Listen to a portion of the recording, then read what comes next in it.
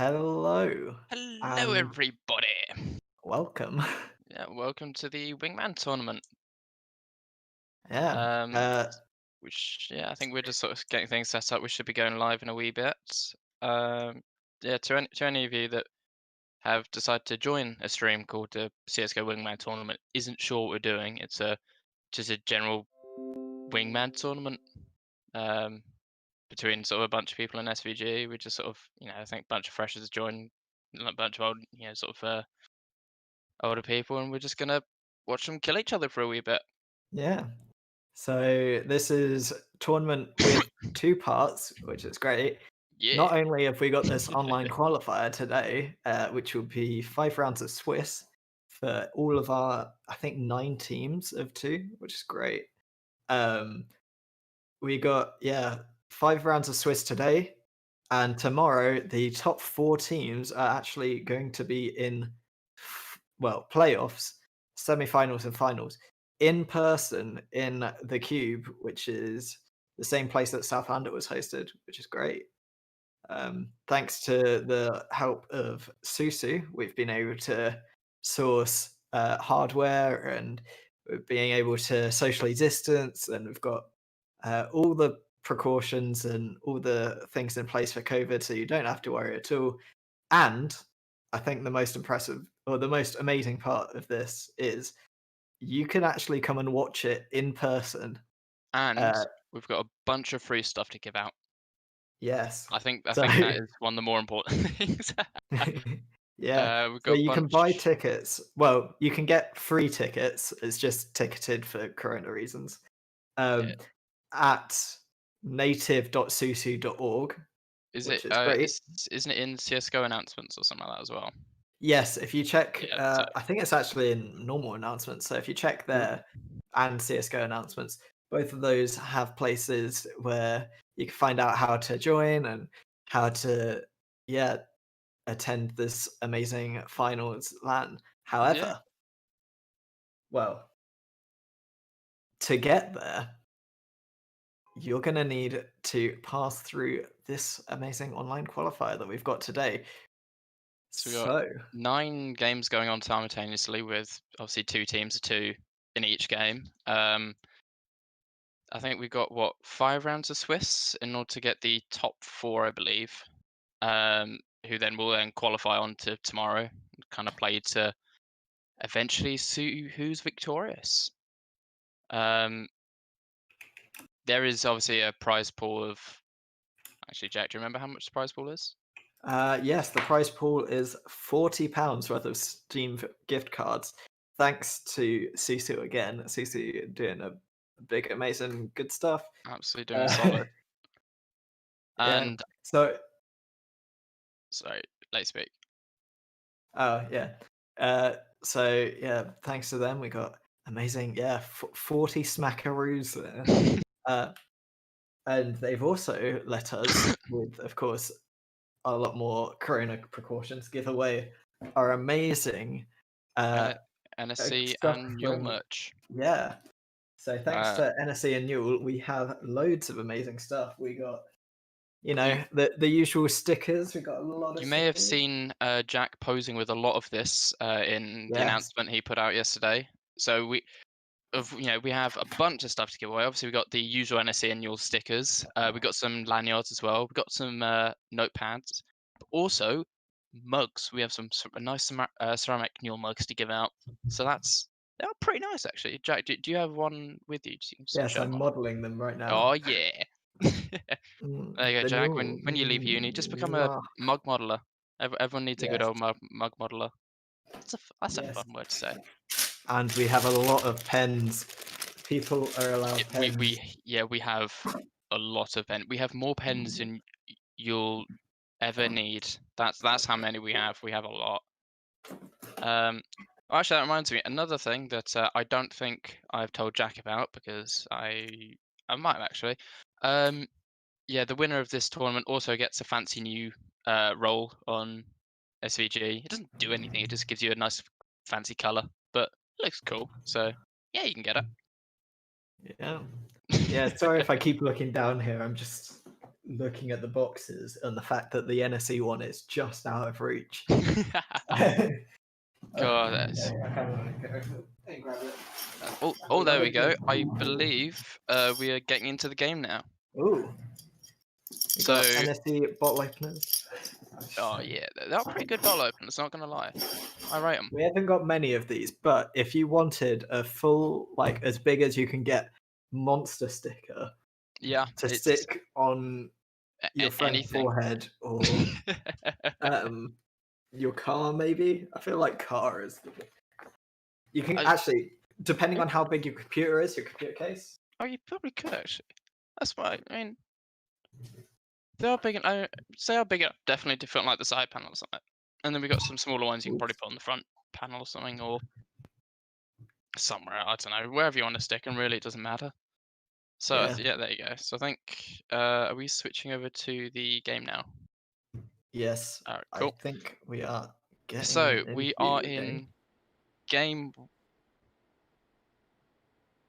We are. Yeah, I think we're about to go There over, we and go. now you So can see it. We're kind of just waiting for the broadcast to start. So Go as TV, we got a those of nice you view of. that are aware of the maps, we are going to be playing Vertigo first. So I think the teams we're playing with are the Clown Fiesta Wingman DLC, which are comprised of the worst members of Clown Fiesta, which Yeah. isn't saying much, to be honest. Um, versus Team Cactus Jack, apparently. Not sure if that's a team Yeah. name or I can't. I don't know how the team names are being done, or if it is just a player name. Yeah. No, they are definitely team names. Oh, yeah, no, it's because they've got. Cactus Deck apparently are being enjoyed within the Twitch chat. No, it's just because I know we've got like people like Team A, B, C, D, F, and I didn't know if some of them were just sort of. Oh, there we go. There we go. Wow, I can't like. So, Wow, amazing. Both members of Clown Fiesta are completely AFK. absolutely being wrecked. Look at this. Oh, This this is some trigger this is discipline right just now. mean. How cool I- is trigger display? It's just mean. They're just waiting for the slightest of movements This is to where Rudra's attack gonna from get in. behind. He's gonna use. Oh! No, Look at this! no. This is They slight know he's movement. back. Yeah. He. Oh, He's you just say waiting. slight movement. He literally just changed weapon. That's not very slight at all. He's waiting for them to start moving forward. Oh, his so view is moving looking around a slightly. little bit. Do you think he knows? I'm wondering whether he knows. I think he can't. Rudra, use your sixth sense. He's gonna know he's behind him. He's gonna turn around and just demolish him. As we're watching James get destroyed as well. That's fun. Dun, dun. Oh, Oh. he's dead. What a shame. Let's see if On the plus side, we were wondering about whether or not Rudra knows he was behind him. I think he might now, although they are just still slightly. AFK. Cool. Anyway, did you actually see what the vetoes were of this thing? I did not. I wonder if. Can we see it somewhere? Well, I mean, so these are all best of ones today. Are they? Oh, they're So, best of ones. Yeah. I thought we were doing best of threes. Or is that tomorrow? I think they're best of ones today. It's best of threes tomorrow. The countdown is already up now. Oh, there we go. And we're into the game. So We got Cactus Jack starting on the CT side, as you may have guessed. wrong way around. Oh yeah, sorry, I am dumb. They're starting on the ET side, whilst Clafia starting on the CT side. I believe this is the A-bomb site. They're going to be sort of going towards on this map. I can't really remember. I haven't played Wingman in a while. They're just sort of dancing around with each other. Everyone's kind of just waiting on each other. Just got a couple graffitis going down. Yeah, Clan Fiesta backing themselves kind of into a corner. Ooh. They are aware of Empty Monty come around. Oh, James being taken down by the double clicks. They're both right clicked, and Clown Fiesta loses. Doesn't quite make it. No, Cactus Jack bringing around the knife round, being able to choose between CT and T. I believe it's B-bomb site actually that they're going to on this map. Is it B-bomb site? Yeah. Alright, Um, fair enough. So I haven't. we're trying to. Ooh, they're choosing to stay. That's an interesting Oh, move. I would have that's thought CT would be easier, but because you kind of get to just hold angles and because there's only real two ways to get into the bomb site. It's sort of through mid and through the sort of stairs. So it's not. You would have thought they would prefer the CT. Maybe they're just really feeling the AK today. But anyway, yeah. So we start off. Shots coming in through mid immediately. Rouge taking a little bit damage to begin with.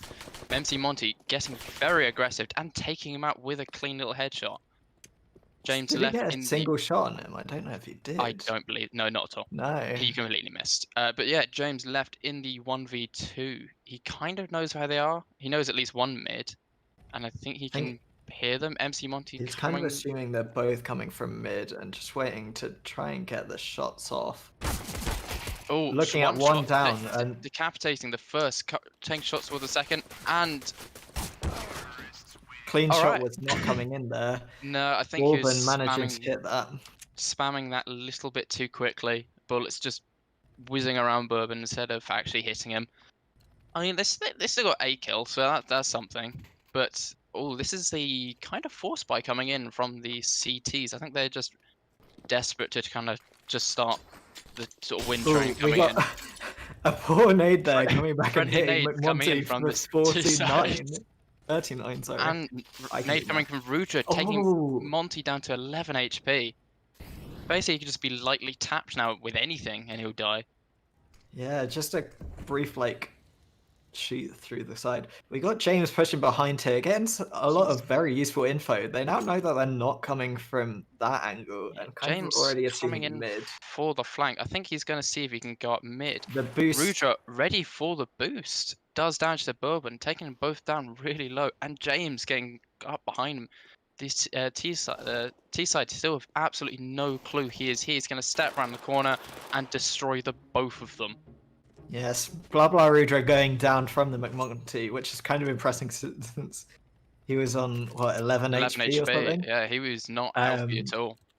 no, but did very well there, and we're on to, yeah, 1-1 now. The scoreline has been equal, and we have the M4s coming out from the CT side. They have got the gun advantage now. Only Glocks, no armor, no nades, no anything coming from the T side. I think they're just hoping to spill out and just hope, see what damage they can do. But they're going up against SMGs and rifles. This is not looking great prospect. I think we are looking at a 2-1 scoreline. Yeah. I mean, Blablaruta and James have chosen to swap around their positions, as normally they kind of, the other one went mid, and trying to see if that is a good change of pace. I've already I got think one going down. I think they're I'm just wondering looking whether for. it's based off of guns. Yeah, because you got the rifle holding the longer angle, whilst SMGs, as we saw, is on quite close angle. It's able to get the headshots quite easily, taking it down to a 2v1. Bourbon left alive with just a Glock, nothing else on him. It looks like he might be backing off a little bit. No, he's going up the stairs, straight into the crosshair of Ruja, who takes him down. No damage done to himself at all. Clean round from the CT side, bring it to a 2-1 scoreline. Finally, the Ts are able to actually field some rifles, so I think we've got the first proper sort of gun round coming out. So I think this is probably going to be indicative of how the rest of the game is going to go now that both teams have the money, the economy, can kind of actually start doing stuff. Bourbon using his only nade there already, which is interesting now. Trying to see if McMonty can get full utilization out of his. James Oh, already taken down. That's very good James shot usually there. being very good with the aim and kind of he holds that angle a lot usually when we play. So McMonty just absolutely cleaning him up straight away. I think that's definitely made him think about what he's doing now at this point. But Choosing to rotate around to go to the towards ramp area Rudra, now. Rudra's kind of not he facing the right way at all. no, He he's could be expecting them to come completely mid. thrown Is off this a guard. massive brain play from the CTs? I mean, Rudra now knows he's there. Not enough And damage now done. definitely knows it's there. Yes, most definitely. Monty taking out the both of them and leaving himself again on super low HP. He's tanking all the bullets for them at this point. Yeah, so it's equalizing the scoreline. CT still able to buy up. They still have had a bit of money, not much left over. Kind of there. They desperate. Oh, friendly mine Another bad coming nade. in. Is that from McMonty again? Yes, it was. Luckily, So, not too much damage happening there. I mean, James having to be thrown off the angle, which actually is fine because it pushed him straight he pushed into straight the into line of Monty, fire and taking him got out. it. But Bourbon left alive with 12 HP. Ruja, I think he knows exactly where he's coming from. He's looking slight towards the wrong angle, but I doubt he's going. There we go. I think he's sussed it out. He's starting to look yeah, towards the angle in general. starting to move around. Make sure that he can't be caught off guard by someone coming in from another angle. Oh, they spot each Only other, on but 4 HP both there, doing Bourbon. tanks. Can he get the shot in? A pistol shot and anything coming towards Bourbon will take him out. Ruja, he's just holding the angle. What Bourbon walks into it and Ruja just shoots him down. There you go, bring it up to a 3-2 scoreline. This is way more even than I thought it'd be, actually. I think, Yeah, we've only got, what, 3 more rounds of this half? yeah, well, yeah, so including this one, 3 rounds. They are only 8-round halves. So there is the potential for overtime, which should be fun. I kind of want to see a little bit of overtime. But so again, Rudra holding the long angle with the scope whilst the T's push into mid. I believe James, he's not on And his another usual boost angle. coming in there, which makes The me... double peak Ooh. damage coming towards Monty, but none done in return towards the CTs. Both have been seen, so they kind of know where they're coming from now. I think they're splitting up a bit. Monty left to see if he can get a frag. Bomb has Doesn't been get it. dropped. Both CTs now moving to try and secure the bomb for a bit longer than But, before. but Monty stepping through pushing the around the smoke, smoke, seeing one, but can't get the James angle sees off. him first. I think because of James was able to see his legs as he sort of walked through the bottom of the smoke, whilst Bourbon was still left with a full smoke in front of his face. He couldn't do anything. And there we go. Both of these CTs managed to pick up an AK off of that round as well, leaving them in very good gun-wise. Push from James getting James, getting up incredibly close, trying to aggressive, catch off Monty, and definitely does. decapitating A Monty. very quick headshot. They're barely seconds into the round, and already they're a man up.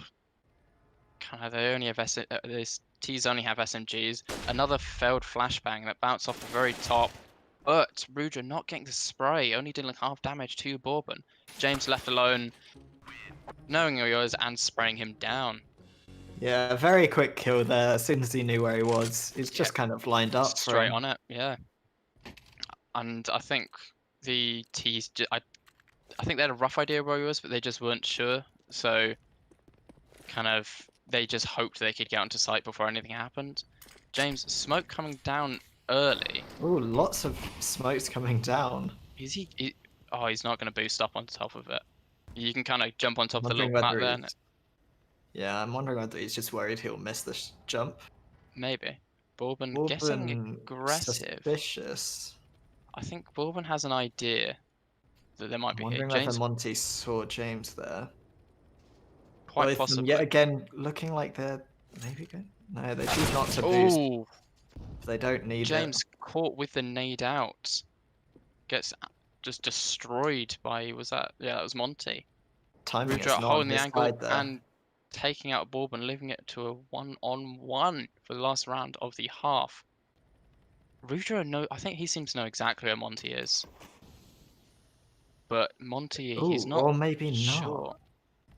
Rudra faces away. Oh, Is he ready for this jump? The jump Monty comes makes in. the jump, and he is. He hears him land on the other side and takes him out as as he's standing there. There we Could go. have That gone is well if he'd managed to assume that it was around that corner, but I wouldn't have thought he was guessing that. Rudra, no, yeah, hearing the sound, turning him instantly, and and just getting the spray on him. There yeah. we go. A 6-2 scoreline for the first half. This is looking very good for the Clown Fiesta side. So there we go. They're left with just the Glocks. I think they're just going to go fast and aggressive, see what they can get done. They don't. The USPSs have the range advantage. They're just trying to close it in before they can get those dinks instantly on them. Oh, Oh, we and got a perfect. small. Ooh. Oh, we have a small little lag. James taking advantage of everyone standing still and just killing them both. Very well done from James there. Yeah, Just a that couple is. of headshots needed and a couple of headshots got. Yeah. There you go. The SMGs and full util coming in for the Clown Fiesta side. And I think, yeah, the CTs also have picked up some SMGs. They're just trying to force buy, see what they can do damage, because, yeah, this isn't looking good. Immediately down to a 2v1. Shots coming in towards James, but there's not enough shots coming back, killing Monty as well. The CT's left with basically no money at all. They can't buy rifles, they can't field anything really in the last, potentially last round of the half. And this is game point. They are Lava bring Rudra and they James have brought moving out the into Novas though. mid. The Yeah, Novas the are Nova incredibly on strong on this map actually. Monty. Ooh, a shot going in, but Ooh. not quite enough to get a kill. James taken down 14 health. Orban the only one left, getting a close angle, He can hear looking them. to He get a couple shots off, but can't hit gets that. the first shot, misses it, and because of the Nova, you have to reload. You know, you have to cock it after every single shot. Just doesn't manage to land a second shot. Gets taken That out, is and there you go. unfortunate from Cactus Jack. A win for Clown Fiesta, moving through the first Swift round very quickly. And yeah, Yeah, 9-2. That was a great scoreline that was a from them. brilliant scoreline for. I don't think they could have hoped for anything better. I think at the start, I thought it was going to go either way. They had the first 4 rounds where they kind of just throwing it back and forth between each other, and I think then Clown Fiesta they just got into their stride, kind of knew what they had to do, got the economy, and just started steamrolling. Yeah. A good game there. We had some Yeah, times of one side having a lot more like fair shots than the other. I think the fact that James had to move around so much is definitely a show of how well Cactus Jack did their collecting mid on the T side.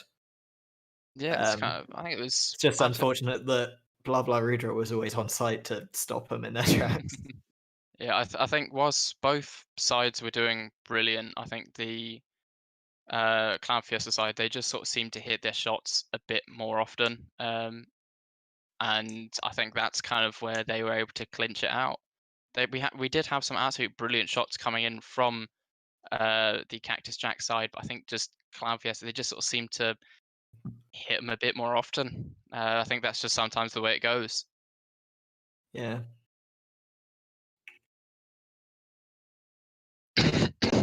Sorry, sorry guys. I think we're looking at I think we're gonna have to go to a break here because of possible server issues with one of the servers. Um, so I think we're going to have a quick discussion with production about what's happening next. However, All right. in the meantime, you can check out Andy's amazing "Be Right Back" screen. Oh yeah. Yes. So see you in a bit.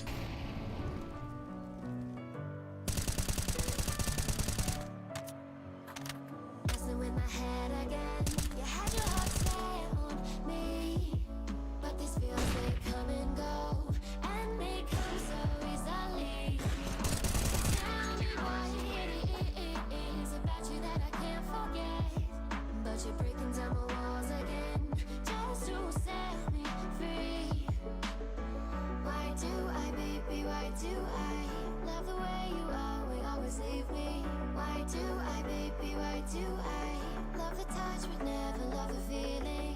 Why do I, baby, why do I love the way you always leave me?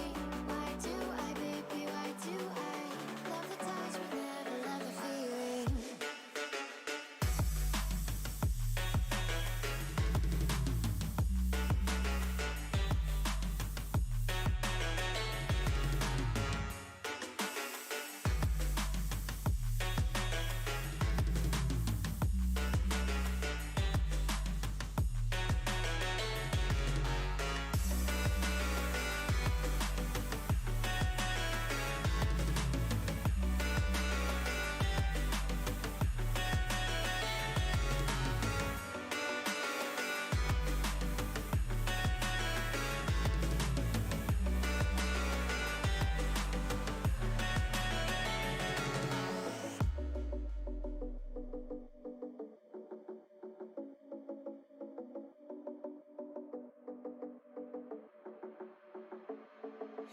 Staying up when I go out, you gotta know I'm all yours.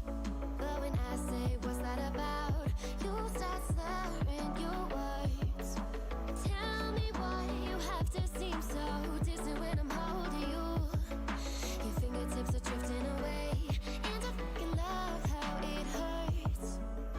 Why do I, baby, why do I love the way you always leave me? Why do I, baby, why do I love the touch but never love the feeling? Why do I, baby, why do I love the way you always leave me?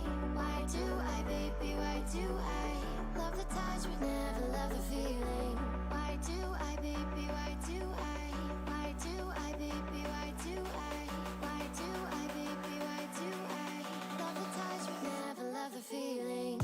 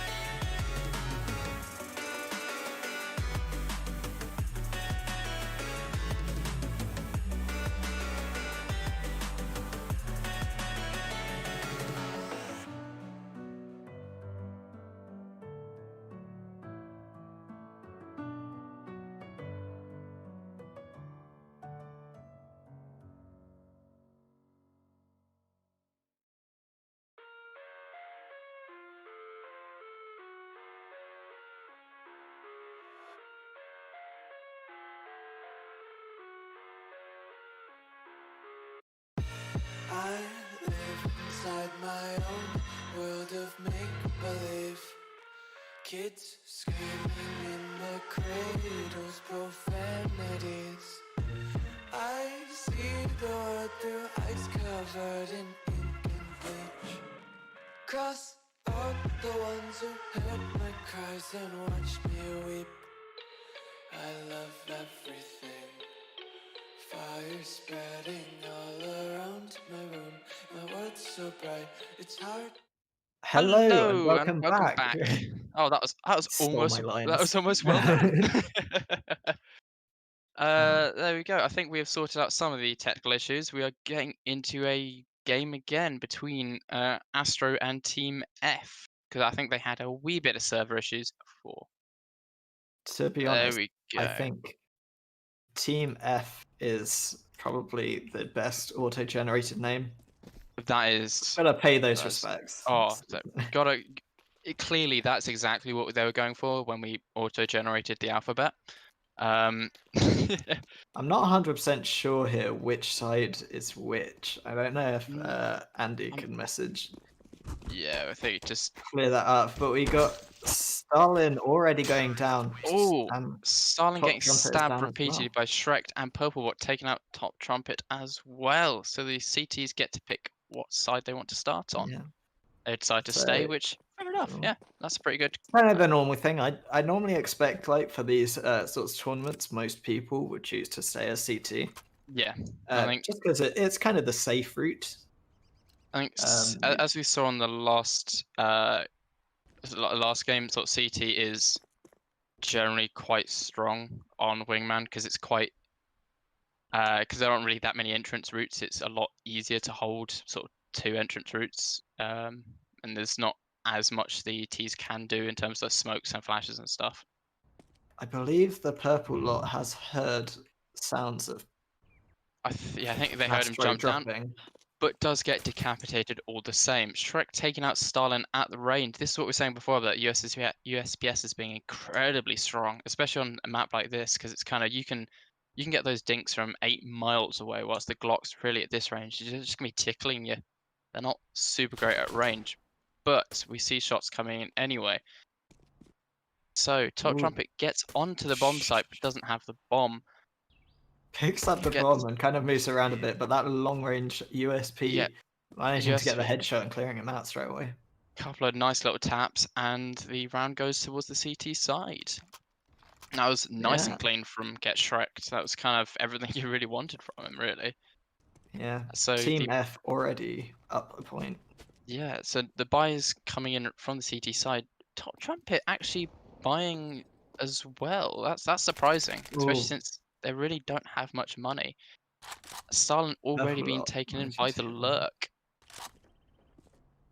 Shrek is Top kind of Trumpet just left alone, kind of unsure of himself. Doesn't really want to drop down there in case he's still in the same position. Now that he knows he's got his SMG, the Tech 9, though it can be effective, is still a large chance of it going wrong. I think Ooh, again, he's almost going for the range fights because against the scouts, the Tech 9's great and all that, but the scout's going to win every single day of the week. Yeah, especially with that slow peak. Yeah, I think the only thing they probably could have done is try and go for a nice aggressive push, which I think they did try go for when they would jump down from up here, but it just wasn't to be. So the CT's already setting up with the one man close to there as well. I believe he's already heard the drop and the footsteps now. Called out to his teammate. Walking though into the crosshair of Top Trumpet, being taken down, leaving him leaving Shrek in a 1v2. We have seen he is a good player. You know, he can get those scout shots. He gets one, taking out Top Trumpet, leaving Stalin down on very low HP. Stalin just trying to get close to the AKs. A couple of pistols coming in, but eventually the scout taking him out, giving Shrek a free AK as well, bring the scoreline to 3-0. I think, yeah, a little bit teething troubles from Stalin's side. Is Stalin Top Trumpet? Are they Astro or are they Team F? They're Astro. Oh, okay, cool. We have got some clarification. Other way around. Well done, Jack. They are not Astro. They are Team F. Oh, and Astro. 2 crisp little headshots coming in. Bring it to 4-0. Not much money on the T side. This isn't looking great for them. I think there's an AK bought up, but whether that was the right call is another thing. Now, I'm not 100% surprised by this, but you can see with the scoreboard here, 7 kills there from Shrek. Get Shrek. I'm not saying he's playing well, but he is playing damn well. Oh, okay. We have to. These are completely different teams. we have just been informed. No, this isn't Team F versus Astro. This is actually Rampaging Wolves versus Blind and Deaf. Blind and Deaf being Top Trumpet's side. Top Trumpet hiding here, and Shrek has no idea where he is. I think he kind of knew where he was, but he's unsure. But Shrek got 6 HP. Neither of them looking towards each other. And now they finally worked out where they are. And the headshot coming from Shrek taking him up. I think that's the closest round they've gotten, leaving Shrek with 6 HP in a 1v1, sorry. That was about as close as we could get, but it just wasn't to be. I think, yeah, it just so happened that they both got lucky, saw each other, and they were able to take a bit of cover. and Shrek just doing that nice little dink with the headshot. I think, yeah, again, Purple Pot still hearing the same drop down. Wondering whether they're always going the same direction, because they know they can get the kill onto Purple, but have zero chance of it against Shrek. Especially with So I the just don't AWP. want to. Yeah. We've seen how he's been with the scout. Now he's got a bigger, scarier scout. Purple Tot taking out one, taking out the other, taking it down to Finally a getting some 6-0 kills. scoreline. This isn't looking great for the Blind and Deaf team. That is to say. They've got 3 kills between them, whilst Shrek alone is on 9, and there's 9 and 3. He's out on a rampage, 9-0 scoreline on Shrek. Top Trumpet very quickly Jumping jumps down. out, gets the He quick sees- shot. He sees Purple, takes him down 1v2. This is a really good position for them to be. Shrek I not believe really this sure is where at they're the going to be point pushing. that- Taking out one, however, I believe Top Trumpet is standing behind the. Oh, no, he's not in cover and gets Wallbang headshot domed there. through the wall. It's very well played from Rampaging Wolves. Yeah, this is. Got to get the name right there. Yeah, Purple Pot needing to buy up now. This is the last round, the half 7-0. I think they're just trying to do anything they can get to try and get this at least one round on the board. Shrek's going to his same spot. It's he's been doing exactly the same thing every round, but it's been working. Legging Top Starling, Trumpet gets taking a out shot, Trumpet. but can't hit the other. Starling left with 18 HP and no HP. Being finally taken down by Purple Pot, leading to an 8-0 first half. Look at that scoreline. Shrek on the 12-4. He is on an absolute rampage today. I think we've only got to see how he does later on to kind of see if he carries on this form, because I for one desperately want him to see him carry on like this. So there we go. The buys coming in from the CTs. I believe that was a bit of aggression. One more round needed. Top Trumpet already spotted, and Shrek has his eye on the ball. Top Trumpet The ball dinks. being Top Trumpet's head. Starlin, the only one left. Starlin left with the CZ, taking down Purple Pot. I think Shrek is the big. Pops straight back into the issue. position that he feels comfortable in, and already gets the kill. Yeah, that was crisp, clean 9-0. Everything you want, really. I think, yeah, Shrek's absolutely on a tear. He really liked that position. So I think if any other teams are watching this, just this is. Yeah, very well played there. 9-0. I believe that's actually the best scoreline that we've seen from this whole tournament so far. No, we've gotten a 9-0 from Team C and Socks and Crocs. We've got a bunch of 9-1s and 9-2s. I think we've only got 2 9-0s though. This is one of them. So any team that are watching this to get a little bit of info to other teams, if you're playing Rampaging Wolves on this map, just beware. Shrek really likes that chicken coop position. Yes, that is really good at it as well. I believe this is a time where smokes would come in very useful against this person. You kind of just need to block off that area, and you've probably got him cornered. Just throw a bunch of smokes, bunch of mollies, bunch of nades. Just throw everything you can at it and see what happens. Yeah, just gotta hope for the best there.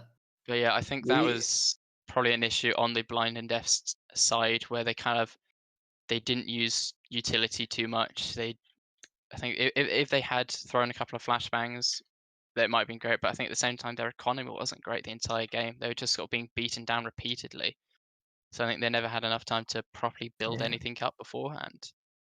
Yeah, they did very well there. I mean, they got a couple good players there from Blind and Deaf, but couldn't quite pull off anything against Shrek. I mean, yeah, they got a couple nice kills onto Purple, but you couldn't get much more than that. So there we go. I think that is the first round of the tournament done. Everything has been sorted out, and we are going to be moving on to the next round. Yay!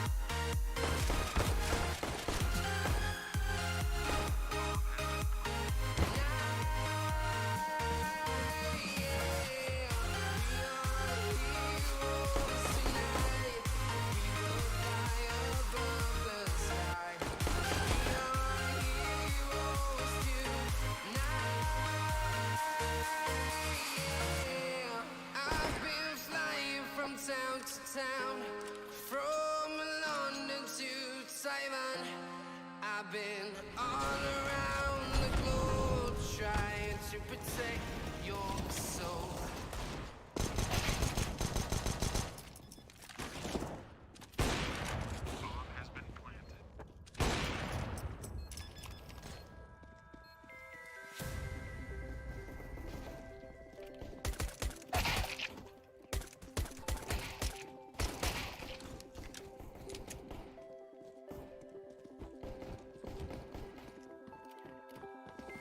Look into my eyes and show me your adventures I haven't seen. Taking all the lights, it hits the spot. Walking on fantasy. So take me, baby, take me to a state of mind that's made of, baby, that's made of all that we find.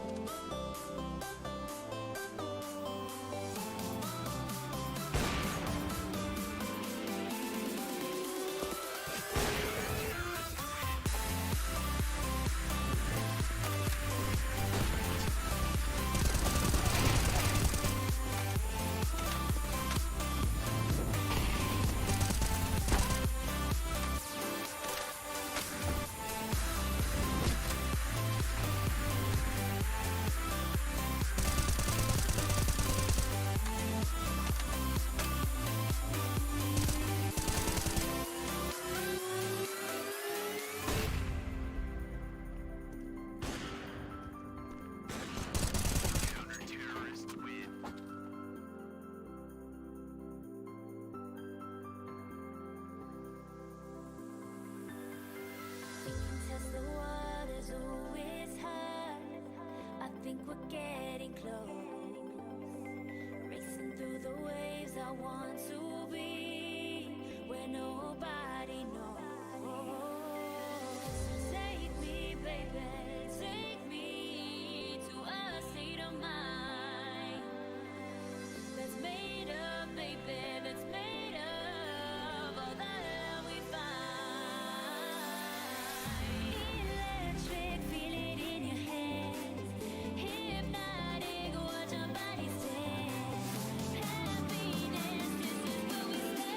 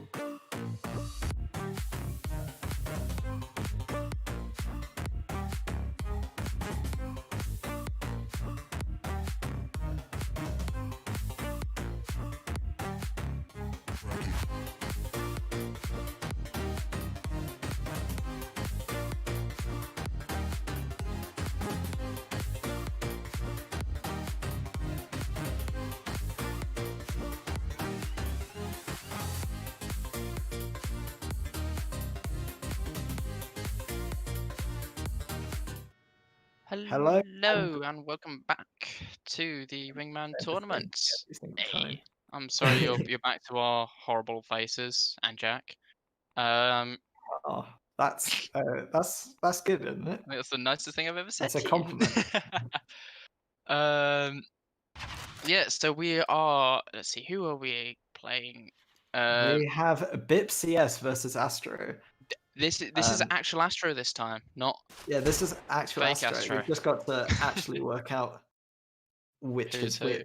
which we're kind of just waiting on that information. But that is fine for the Um, time being. As you can see, they are going to be playing on Train, one of my favorite maps. Actually, I love Train.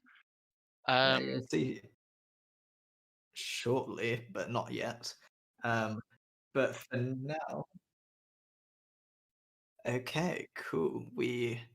Actually, Cool. that is pretty useful. It does say here, I guess we'll be going into the game now. Yeah, almost Yeah, BIP instantly. is on T at the moment, and we've Actually, got Astro on CT. I guess it does make sense So looking at the Joe team names. The UK. fact it's Bruh Imagine playing. That Yeah, that's pretty good. does go to BIP. That is Yeah, some. I'm not gonna lie, that's not a bad name. We got knife round starting here. Ooh, Joe Oh, running does it? straight into the middle, and surprise, And then surprise, being dies. stabbed to death repeatedly. Some nice little movement coming from Banana Boy, but again, multiple stabs to the face. Kind of Astro managing to lose that round, and we're gonna see if Bro chooses to switch sides. As obviously you guys know, our preference to be the CT side. But yeah, it's CTs is lovely. There Was we go. it? Yeah, they did Oh, swap. I guess they Will be posted on.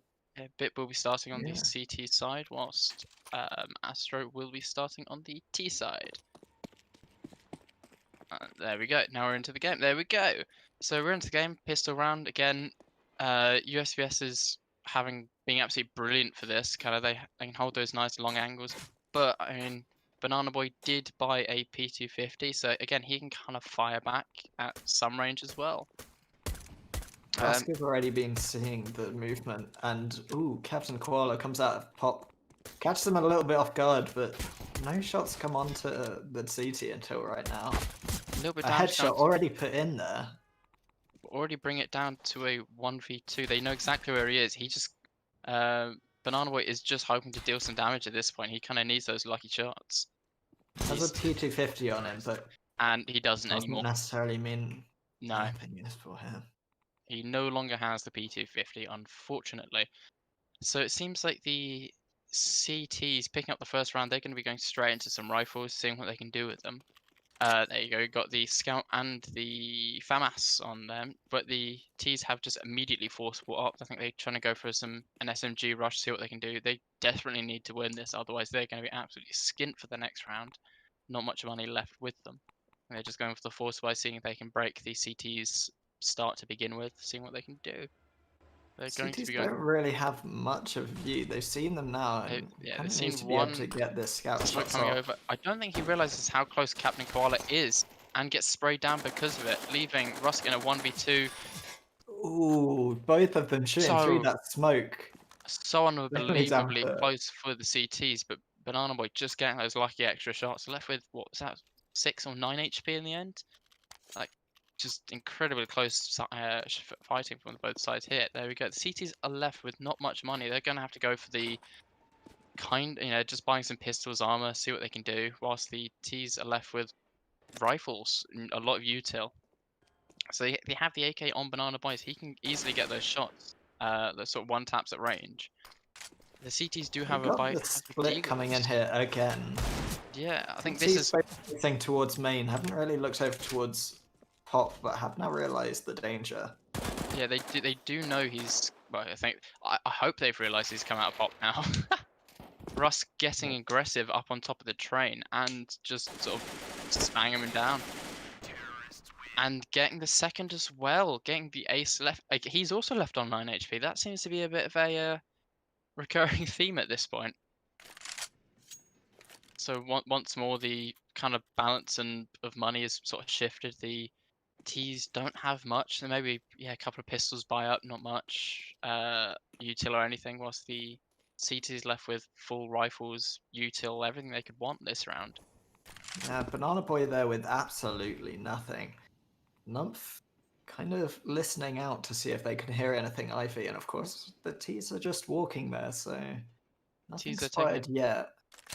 T's are taking it nice and leisurely, sort of waiting for that smoke to fade so they can peek out, see what they can do. There you go. Peeking out with some some speed sound there to sets coming cross from it. that. I wouldn't surprise me. Obviously the call has come in probably that there is going to be one in Ivy, but I don't think he realized there is going to be two for the time being. Captain He's Koala peeks stepping out very briefly, but gets absolutely sprayed down. Banana Boy also grenade stepping out, being does some damage, or does attempt to do damage, but not enough, and gets shot in the back from Rusk using that AK. I think, yeah, that pushes the balance quite heavily towards the CTs. They're going to have a lot of money, a lot of util. I think the Ts can buy up. It's going to be quite an awkward buy for them. There he goes. Bit already up 3-1 to begin with.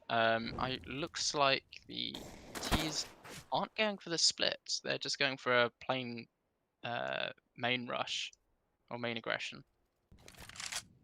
got a smoke coming in, a couple of smokes coming in to try and shield their exit here. Not the best flash being thrown, and the CT is kind of just throwing a couple bullets and nades into those smokes. Trying to see what they can get. Captain Koala burning a lot up in that molly. He takes a fair chunk of damage. He left towards towards Hell, sorry. He is spotted. They do know he's there, and he's dead. Now, just Captain Koala left it. Not really sure exactly where, but they know where he is now. And aggression up the train. Headshot coming in from that AK. Well known for it. And there you go, 4-1 scoreline to finish.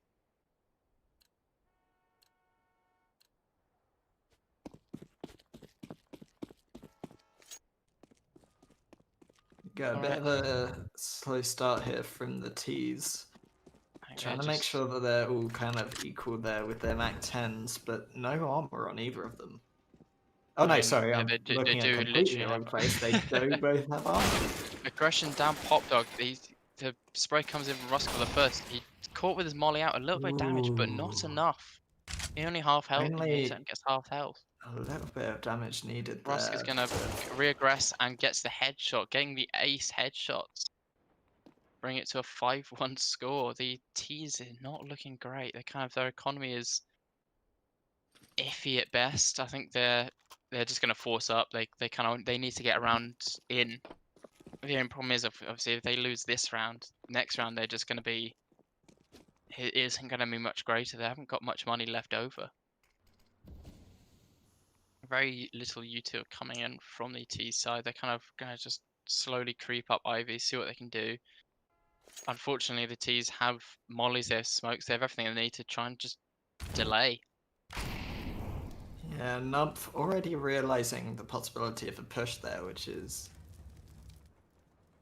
well, good. Correct. Yeah, completely correct. Yeah, very correct. They're both coming in there from the Ivy position, but they're both walking very slowly. With the flash in, they've only moved up a bit, and I'm wondering if they're going to try and peek together. Both I think they tried to bait Nuff taking down Captain Koala. They know the other one has to be around here somewhere. They spot him out.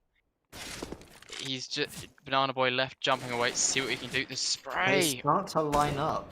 That was such a beautiful lineup. Any Banana Boy trying to get the shot, gets shot in return.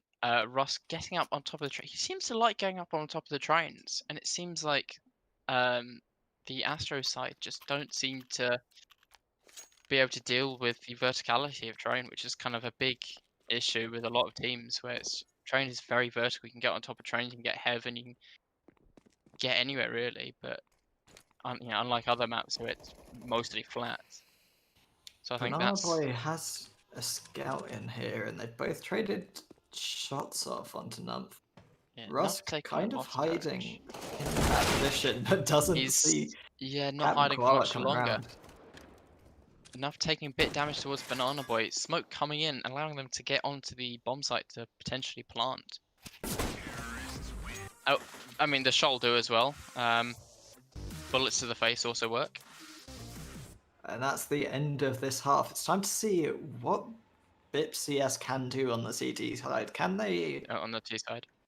on the T side, I mean, they've can got they a finish off the game quickly, or 6-2 scoreline. We've seen they've made some incredible plays, but now kind of the tables are turned. We may see Astro sort of pull out an incredible CT side. As we have seen, this is CT sided, so it's kind of now they swapped. It's their turn to shine. Banana Boy already spotted, and now both of the CTs have been Bip getting very found aggressive, taking and tagged up very hard. a 10 HP or less for the Kind both of just of them. waiting on Banana deaths Boy to come left in here. 9 HP, just a P2K to finish. Well, so you got plenty of health on the T side. He's looking to hope that they aren't expecting him to come from the same position as his dead teammate. However, we do see who's that? That is Rusk. There you go. He's getting up behind. Oh, he is spotted. They know exactly where he is. He's dancing around the bomb train. Shots come in, and Rusk decapitates him. That was a very quick round. There we go. So already a 7-2 start. This is not looking good for the Astro side. This is kind of not the beginning they need. They kind of desperately need that pistol round to sort of try and snowball it into something else. We got scouts on both sides here. Neither team getting a full buy-in. Damage Both coming in. teams getting a couple shots off. Numph already taking some damage. But getting a better position, but And not gets better decapitated by enough. Banana Boy. Captain Koala, I think he saw Rusk. He Struggling sees it on that and ladder there, but getting the kills getting the shots, getting the kills. Ooh, I'm not sure if almost they falling. wanted that. Two Yeah, scouts they on the It CT really side. didn't. I think he was hoping it was going to be a Galil or something because he saw one on the ground and he just picked up the wrong weapon. So yeah, so they finally got around on the board. It looks like BIP have just gone for the deagle play, which is I think probably the correct thing to do. They don't have enough to buy shots coming from Nuff, so potentially it might have been better just stick with a Glock, see what they can do, get aggressive. You know, not waste the $700 investment. Captain Colin getting that ace kill with the FAMAS. Ace round, sorry, with the FAMAS. Astro already managing now to get, 2 rounds in this half. If they can continue this, there is always the chance of either overtime or a straight up win. Potentially just a straight up win. I think, yeah. We've got pistols yet again from the T side, not looking as if they're likely to get too much in. Ooh, Rusk already taken almost down, only caught Nuff with left. his reloading. Rusk complaining about a lot of lag on server. Nuff getting decapitated, bring it to a 7-5 scoreline.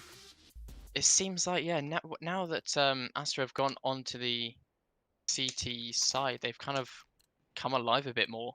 Their CT holds are clearly much better than their T attacks. We do apparently have some server issues reportedly coming in from Rusk. But there you go, the AK is fully coming out from the C side. Shots coming in, Rusk taking out still managing Koala. to get those shots. Yeah, immediately down to 2v1. Banana Boy, equalizing it immediately. Nuff not realizing where Banana Boy is, but he does now. I think he knows exactly. Oh, Nuff waiting for the peak. Banana Boy gives it to him and gets a bullet in return. Match point now for BIP CS. Yeah. Looking to try and finish off the map with 2 AKs. Astro trying to buy up as much as they can now, knowing that this is their Ooh, last chance here. the Got an big AWP finally yeah, coming the in big there. green Zoomy coming out from Banana Boy. Yeah, smoke's coming down. I think they're just going to go for a standard hold. However, the M4's trying to take the long distance fights. Oh, shot coming in from Banana Boy towards main, not hitting who they were trying to get. Letting the T's out of main and getting also coming out of Pop Dog, getting aggressive, shooting Banana Boy and point blank. There's not really much you could do with the AWP for that. Even Captain Yeah, Koala AWP on a has already been 2v1 dropped and for, Bomb is down. for the game. He sees, I think he saw the head just briefly, gets the shot in. 1v1 for the potentially for the game. Now he's seen some very good shots from Nuff over this game so far, so I think we just got to see what he can do. Captain Koala, and he has no idea. I think he's expecting towards connector. And Koala very has quickly, absolutely but no clue. Getting on the defuse, but Nuff stands out, gets the shot. There's no kit, no time, and there you go. that's That a is a GG. the GG, a 9-5 scoreline. Yeah, congratulations to Bip for winning the game. Ugh. So very well played there from Rusk and Captain Koala there. Staying on top of their team, but all teams playing pretty well there. Yeah, There's some that's definite times during that one team had a high chance of winning and then the other team had a high chance of coming back. And I think it was just um, the fact that BIP were able to keep the momentum yeah. going. It was just Their CT side was incredible. They kind of just I think once they got the guns and all the sort of info of where Astro kind of regularly went, they were able to just control the map. They just held down those choke points such as top of Ivy, and Astro kind of just ran into them and got shot repeatedly. Yeah, so that was a very well played there. I think we're having a look at the scores now for the other teams. We've only got 2 teams left that haven't finished up. Yeah, got Uh, but yeah, I think we'll be back in a bit for yeah, round 3. cool. So See you we'll then. see you then. Gravity pulls you straight down. Earth from a bird's eye view.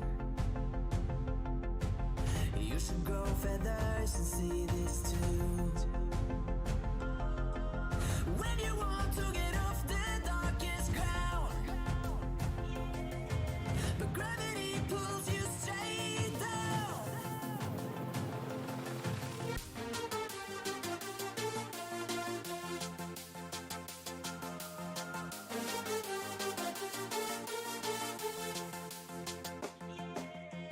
When you want to get off the darkest ground,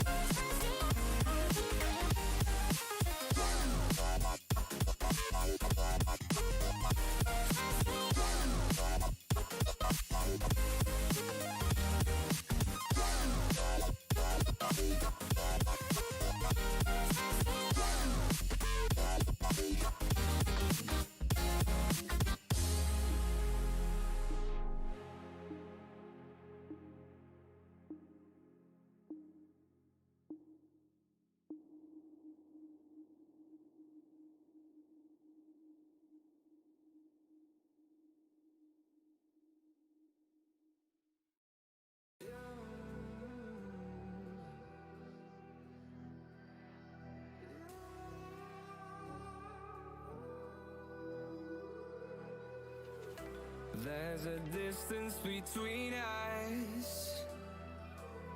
It's getting hard to reach out. Haven't seen you in seasons, but all I hear is your voice. I know my limits, you can break me down, but I'll stay till the finish line. And I've been counting minutes for quite some time now, just to see you again. And I've been counting days to get away, to see you again, see you again. Been finding ways to get away, to see you again, see you again.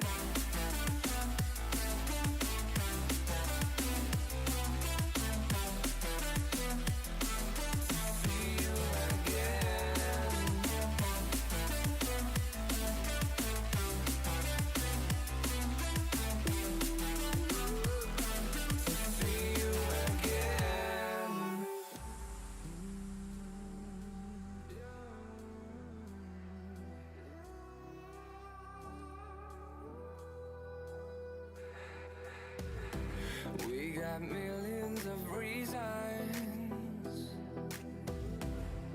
to let it all go. Hope we're not too broken. I know I'm not always strong. And I've been counting days to get away, to see you again, see you again. Been finding ways to get away, to see you again, see you again. See you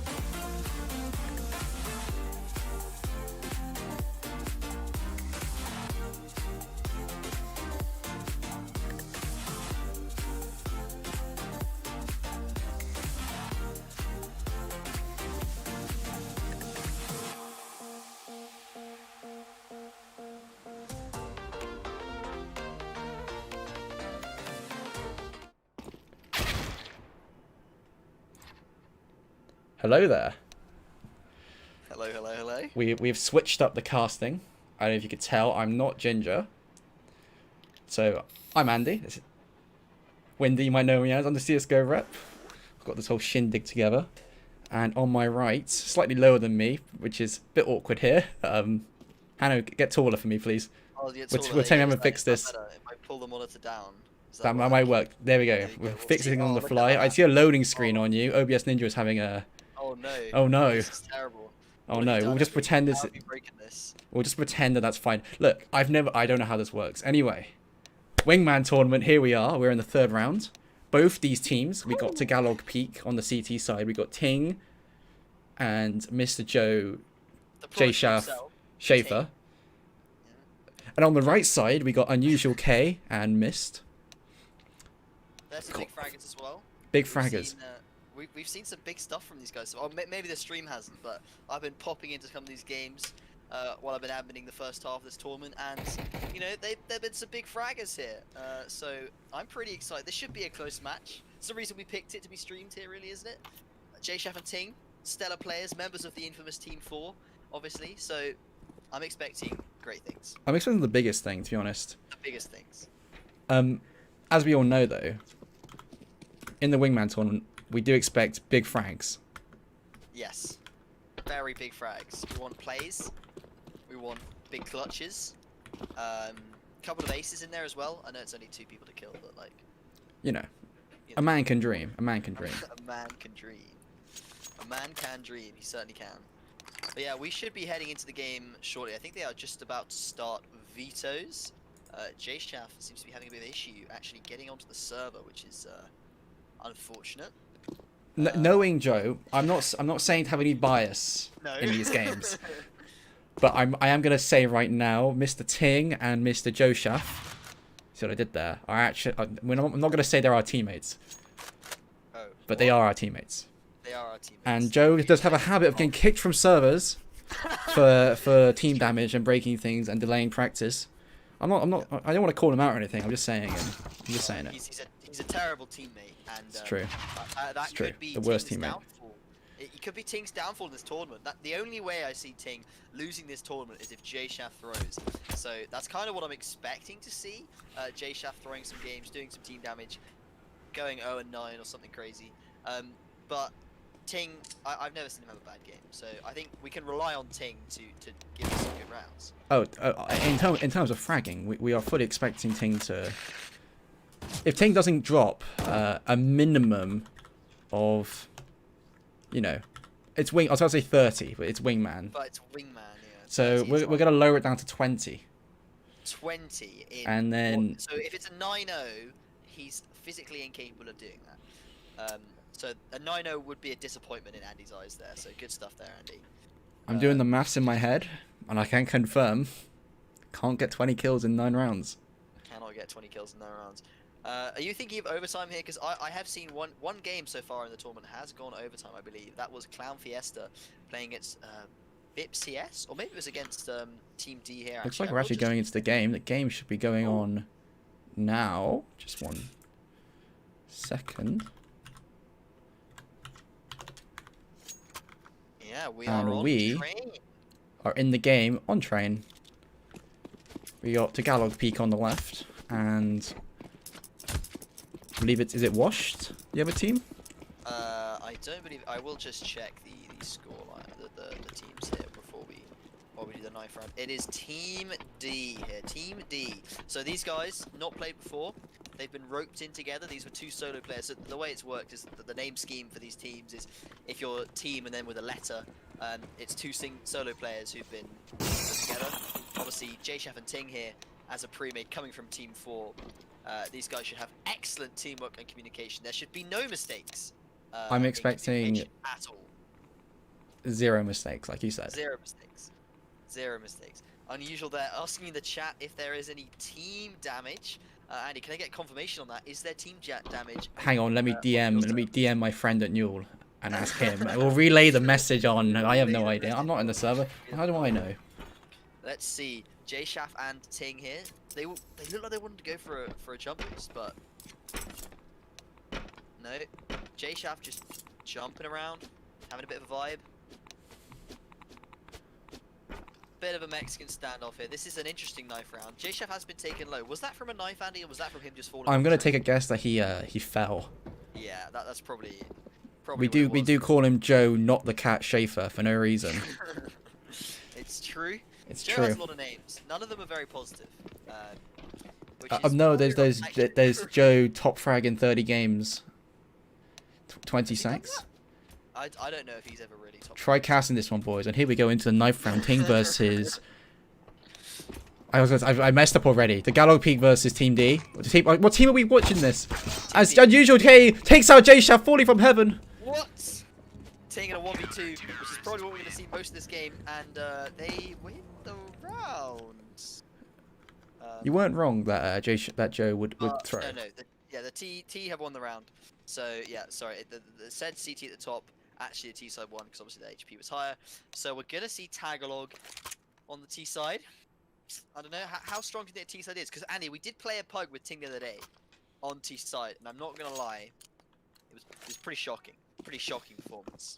I mean, we're going into this round with full armor, so it's going to be pure aim, and this would favor the CTs. I mean, it does favor the CTs, as unusual. K is going to take a fight, going to take out J-Shaft with a crispy headshot. And leaves Ting in the 1v2 with the Glock 18. Spots unusual, could he find the second? And he has no idea where Miss could be. Spots him out, taking shots, not hitting any. Gets a nice little goose on to unusual, but goes down to Mist. A valiant effort, but at the end of the day, not a single kill for Tagalog Peak going into the pistol. It's not looking good for Tagalog Peak. Not picking up a single kill in the first round, and we saw J-Shaft throwing the round away basically there, running out main, getting gunned down. That's typical of what we can come to expect, I think, the rest of this game. Obviously, the USP, pretty deadly to the head, so I guess there wasn't much man he could do there. But still, disappointing start from him. I mean, we're going into the second round. It's going to be a bit of a slaughter. I predict a 0% they're going to win this. But J-Shaft just sneaking around, taking out unusual. And now Miss is left in a 1v2. And this is the way Wingman works. You get this one cheeky kill for free, and you're now in a 2v1 on an eco.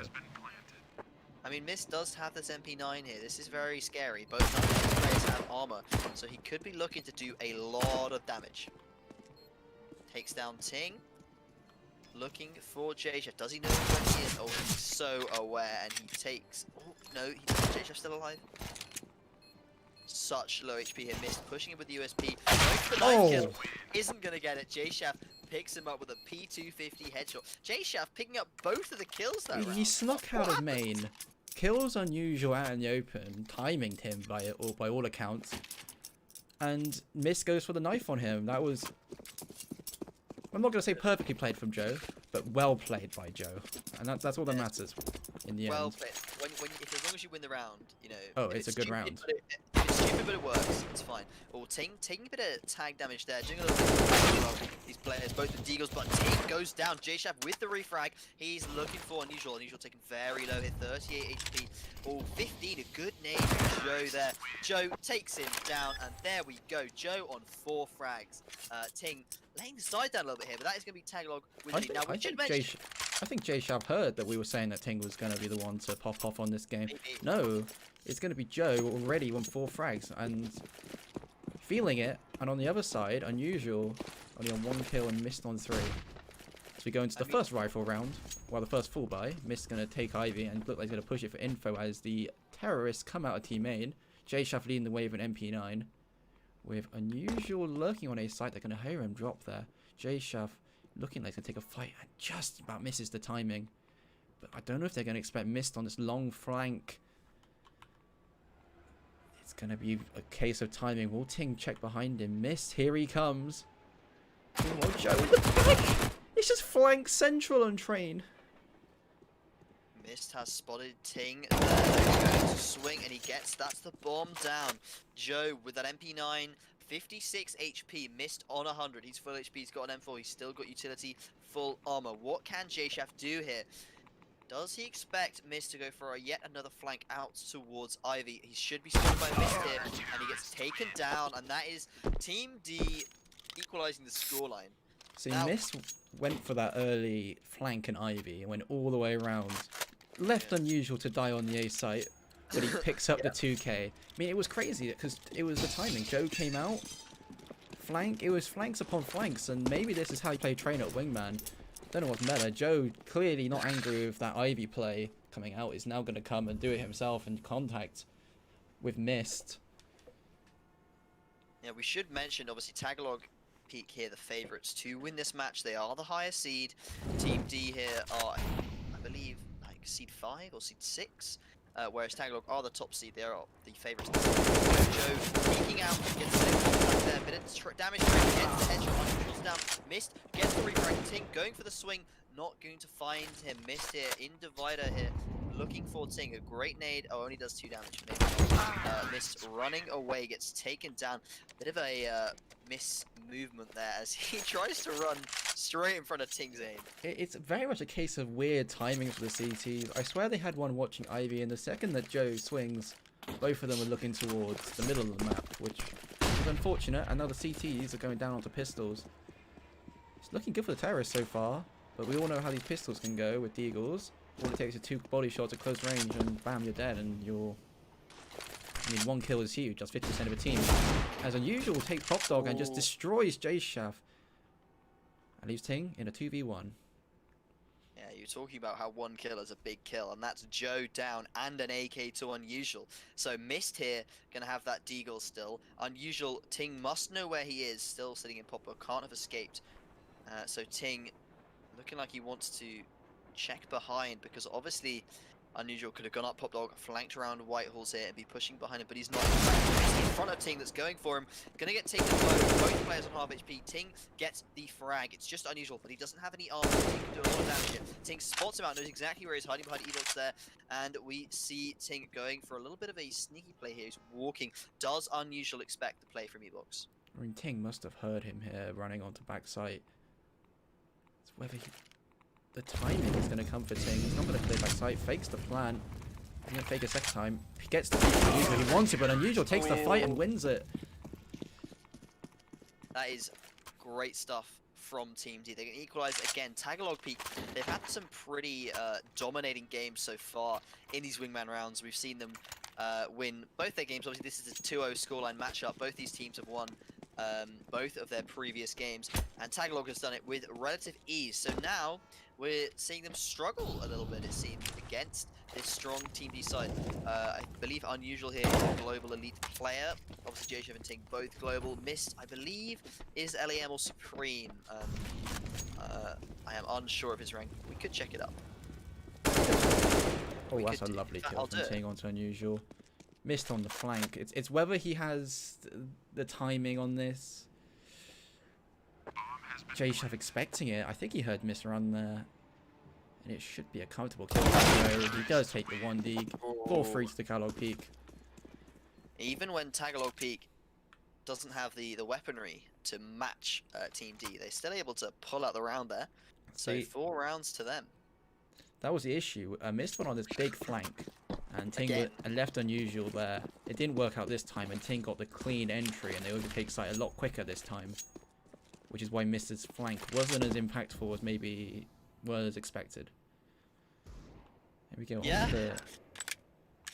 But we've seen what they're like on these lesser weapons on the Deagles. Already ecoed to Tagalog Peak once. No reason why they can't do it again. No, sir. And they're certainly looking to, because obviously CT side is the advantage, especially in matches like this, which are, you know, Wingman, only 2 players. There's not a lot of utility you can use, so T side is not favoured at all. So Tagalog Peak pulling ahead at the start, or 4-3 here, is pretty good stuff. They get on CT, shooting for Joe. Down there by Unusual. Ting with a trade, but that is a rifle down on the side of Tagalog Peak. Ting does have utility, does have the AK, but Mist spots him out. And that's going to be the first half going for 4, which I think, Andy, is pretty favourable to Tagalog here, because I reckon their CT side should be a lot stronger than the T. I mean, Train, you can have a good Train T side if you just get the momentum going. And it all comes down to getting ecoed, which is what really has stunted their progress here. Going up against the Deagles and losing those close range fights has just not benefited them. This is a huge pistol for both teams here. Goes without saying, win at 4-4, but Tagalog Peak are going to need some big headshots again, just like the CT, like the other team. Yeah, Team D. Just Team like D also got round. on theirs. They're both in Pop Dog though. Look, Tagalog is Joe aware. They're both out Pop Dog now. Ting has one of them. Joe swinging on 1. Ting gets 1. Ting looking for the second. Joe is fighting. He shouldn't be here. He's in 2-1. Right, he has tucked, correct play from him. He's going up towards heaven, creeping up. No one's going to be able to hear him. But Unusual looks up there to take the frag. Ting, swing him from behind Train. Unusual in a real rough position here. Half HP, just to his name. Joe takes him down from heaven. Tagalog with the big second half pistol there.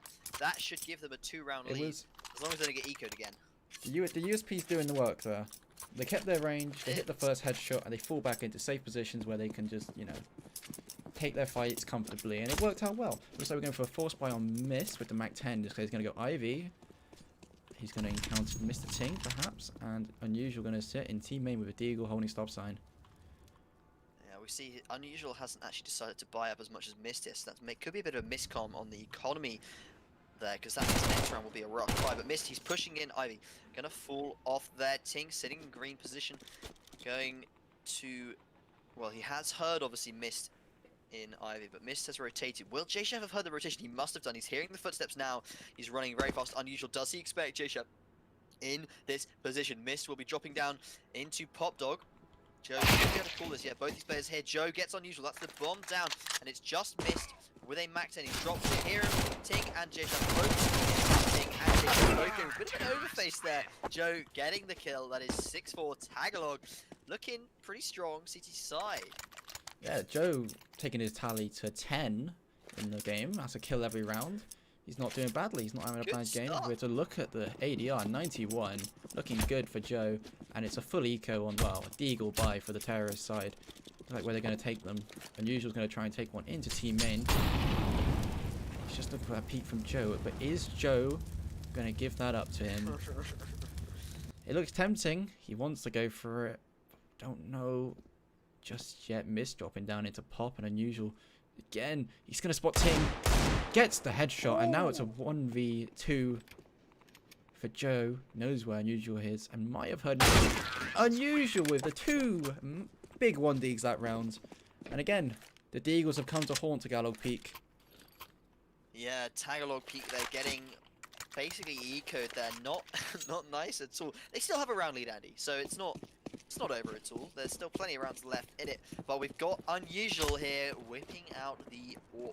Now, what can Unusual do here?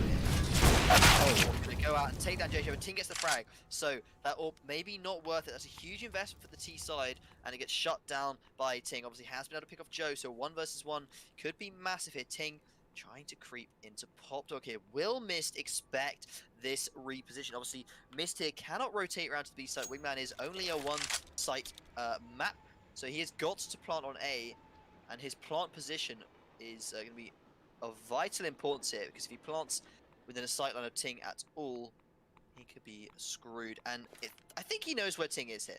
I think there's a fair understanding that he's cleared the backside of the map. He knows that Ting is either team main or Pop Dog, or just he's going to spot him out. But Ting is going to just straight up win the fight. Yeah, At the end of the day, it came down to a 1v1 and the straight aim duel. You never want to take Ting in the straight aim duel, do you? I mean, you never want to take him in the straight aim duel. It's true. When he's just going to deck you like that, it's a tough one, that. It was definitely a tough one. Ting was in a tough position, and he's come out on top in that. But it's good for the terrorists getting the bomb down. It means they go straight into another AK buy. Not sure what money they're going to have on the CT side. Yep, only a FAMAS on J-Shav and an AK on Ting. Lesser weapons, but more utility. Again, it's going to be a case of the terrorists taking fights. And with the way they're hitting their Deagle shots, it's going to be a matter of time before they convert one of these rifle rounds. Yeah, I mean, the 2-round lead, going to be pretty confident for Tagalog here. Money is bad on the terrorist side, so losing rounds. Flash, but it misses, and Unusual gets the kill. Yeah, J-Chef there, flashing his teammate more than the enemy, which is not It great. flashed too far. That's just not the flash you throw from there. You need to throw a bit shorter, Joe. That's a bit of advice. If it be the flash idea was great. Yeah. And But it lost them the round. yeah, not going to be able to convert the 1v2. That's a lucky one, and it puts the CTs down onto an eco. They might decide to force, actually, the way they're being eco with Deagles. Surprisingly, they're not investing. They'll be keeping their money high, while Ting's going to invest in a Deagle. Oh, well, Ting, yeah, burning a lot of money there, so he's going to be on a rough one next round.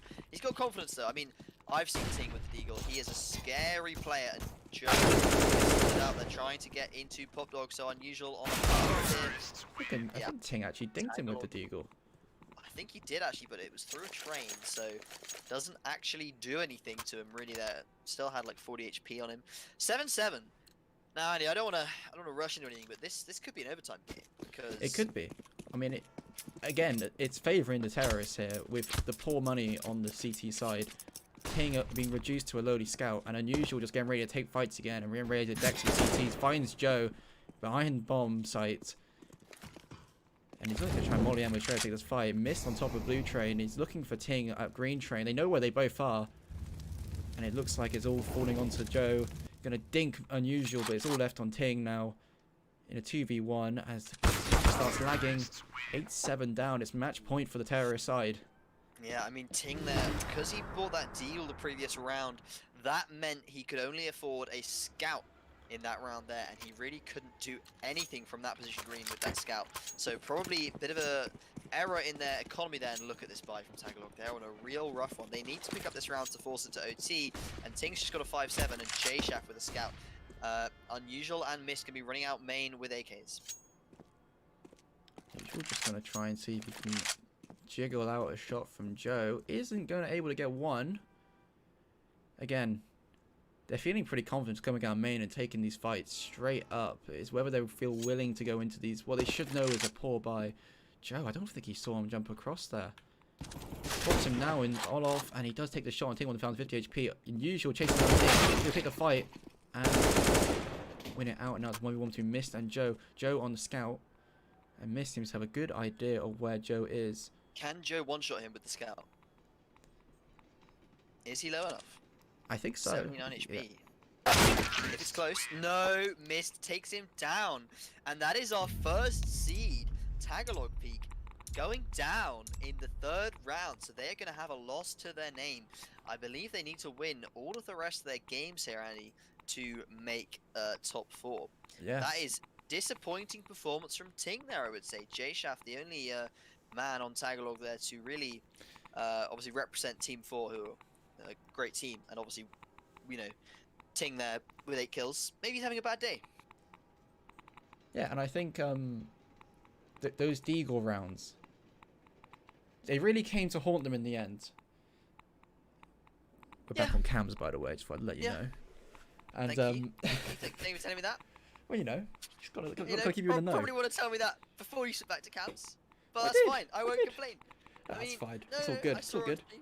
I like to keep won't things complain in check on my streams. There's a good saying. I rate my producers by how much warning they give me before I'm live on cams. So Andy, you're a fat 0 on my list right now. That's a quote from a friend of mine. Anyway, we should probably take a look at some of the other scores before we hop into a quick break. So far in round 3, So yeah, we got some big matches coming out. Clown Fiesta beating BIP, the 3rd seed team beating the 5th seed team 9-7. We had big stuff. Crocs and Socks with an upset match over Ape. So Ape was seeded 15th. Crocs beating them 9-1, where Crocs were seeded 17th. So that's pretty good from them. I don't think I see, apart from obviously the match we just watched. Oh, and Team C beating Team E, another upset there as well. So there's been a few games here where the lower seeded team has managed to win out. So that's quite interesting. Good to see that our teams aren't limited by their MM ranks. Yeah, and as we go into it, it looks like we have 2 teams currently on 3-0. If I'm correct. Yeah, I believe not all the matches have finished We yet, got but yeah, Team Clown B and Big Fiesta on Hunks. 3-0. I thought Clown Fiesta had lost a match, but apparently not. Clown Fiesta are 3-0. Team D 3-0 as well. And we have 1, 2, 3, 4. Wait, I think we have 6 teams that are 2-1 right now. Commiserations obviously to our bottom 2 teams, Team F and Team Ape. Unfortunate, you're both 0-3. I think you were out of the runnings for the top 4 spot, but thank you for participating, and obviously there's still more rounds for you to play. Yeah, it looks like we've got the next matches are out. We're going to take a quick break while we sort out the servers. And we will be back with round 4. We'll be right back.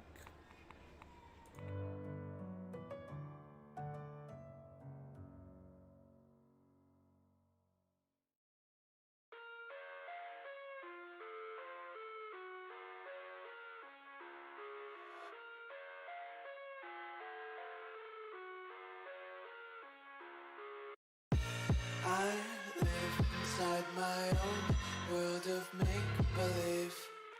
Kids screaming in the cradles, profanities. I see the world through ice covered in ink and bleach. Cross out the ones who heard my cries and watched me weep. I love everything. Fire spreading all around my room. My world's so bright, it's hard to breathe, but that's alright. Hush.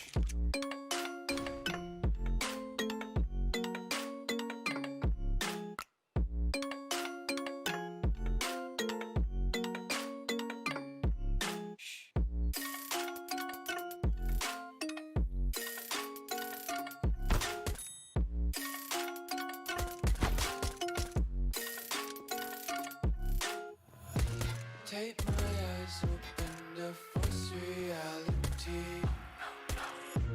Why can't you just let me eat my weight in glee? I'm inside my own world of make-believe. Kids screaming in their cradles, profanities. Sometimes I feel skinnier than all the other days. Sometimes I can't tell if my body belongs to me. I love everything. Fire spreading all around my room. My world's so bright, it's hard to breathe, but that's alright. Hush.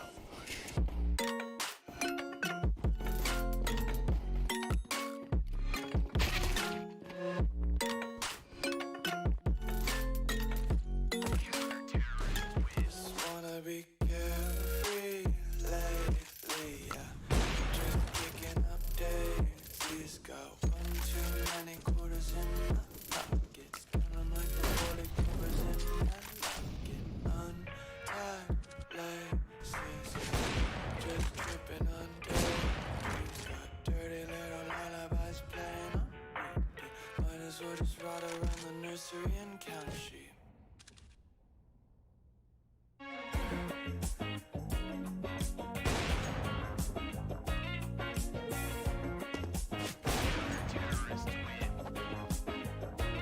When I close my eyes, I can almost see it. When I take a breath, you fill up my lungs. And if my mind works backwards just for a minute,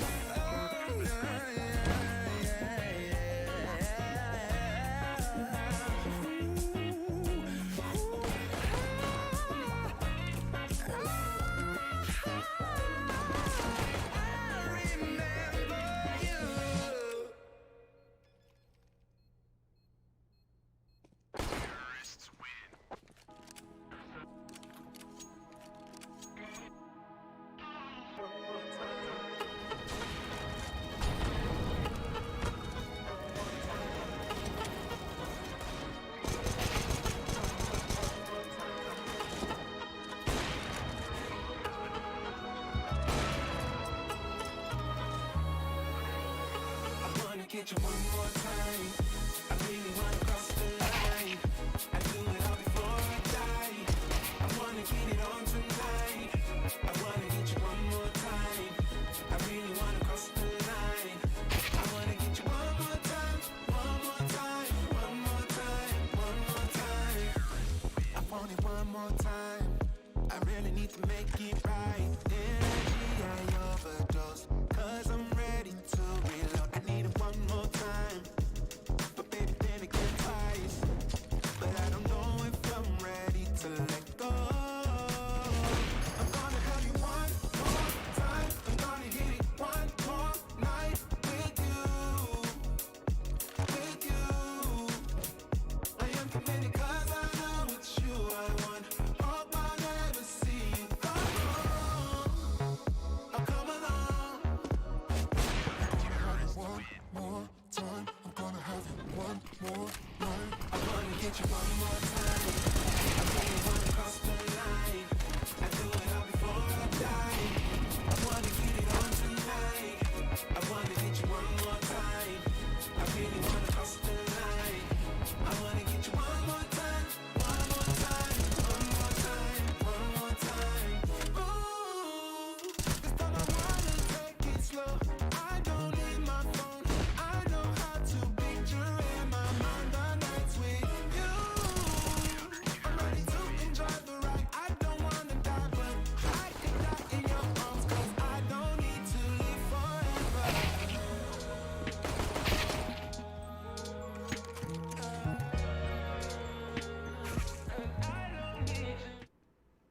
Hello, welcome back. Hello, hello. Round 4 of the CSGO Wingman tournament, welcome week, which we are playing for. The top 4 will be going to land tomorrow in Building 42 in the Cube. In the cinema bit, which I found out is actually the same as the entire Cube. That was awkward. I can't believe you didn't know that until like yesterday, last night. The I was Cube's a lot talking to you bigger, about a lot this. smaller than I thought it was. That was funny. Andy believed that there was a cinema that was on top of the cube. Yes, I did. And so, not great stuff from him at all, especially No, after because being you there get and casting at because- Southlander, where we had the seats pulled out. And Yeah, but everything, you like- can okay, right? So you have like the downstairs bit, right, which is like the skating and stuff, right? Oh my god, I'm really blurry, so apologies on the production side. I've got a loading screen above my head, apparently. This like, is the most scuffed thing ever, right? Okay, we're just like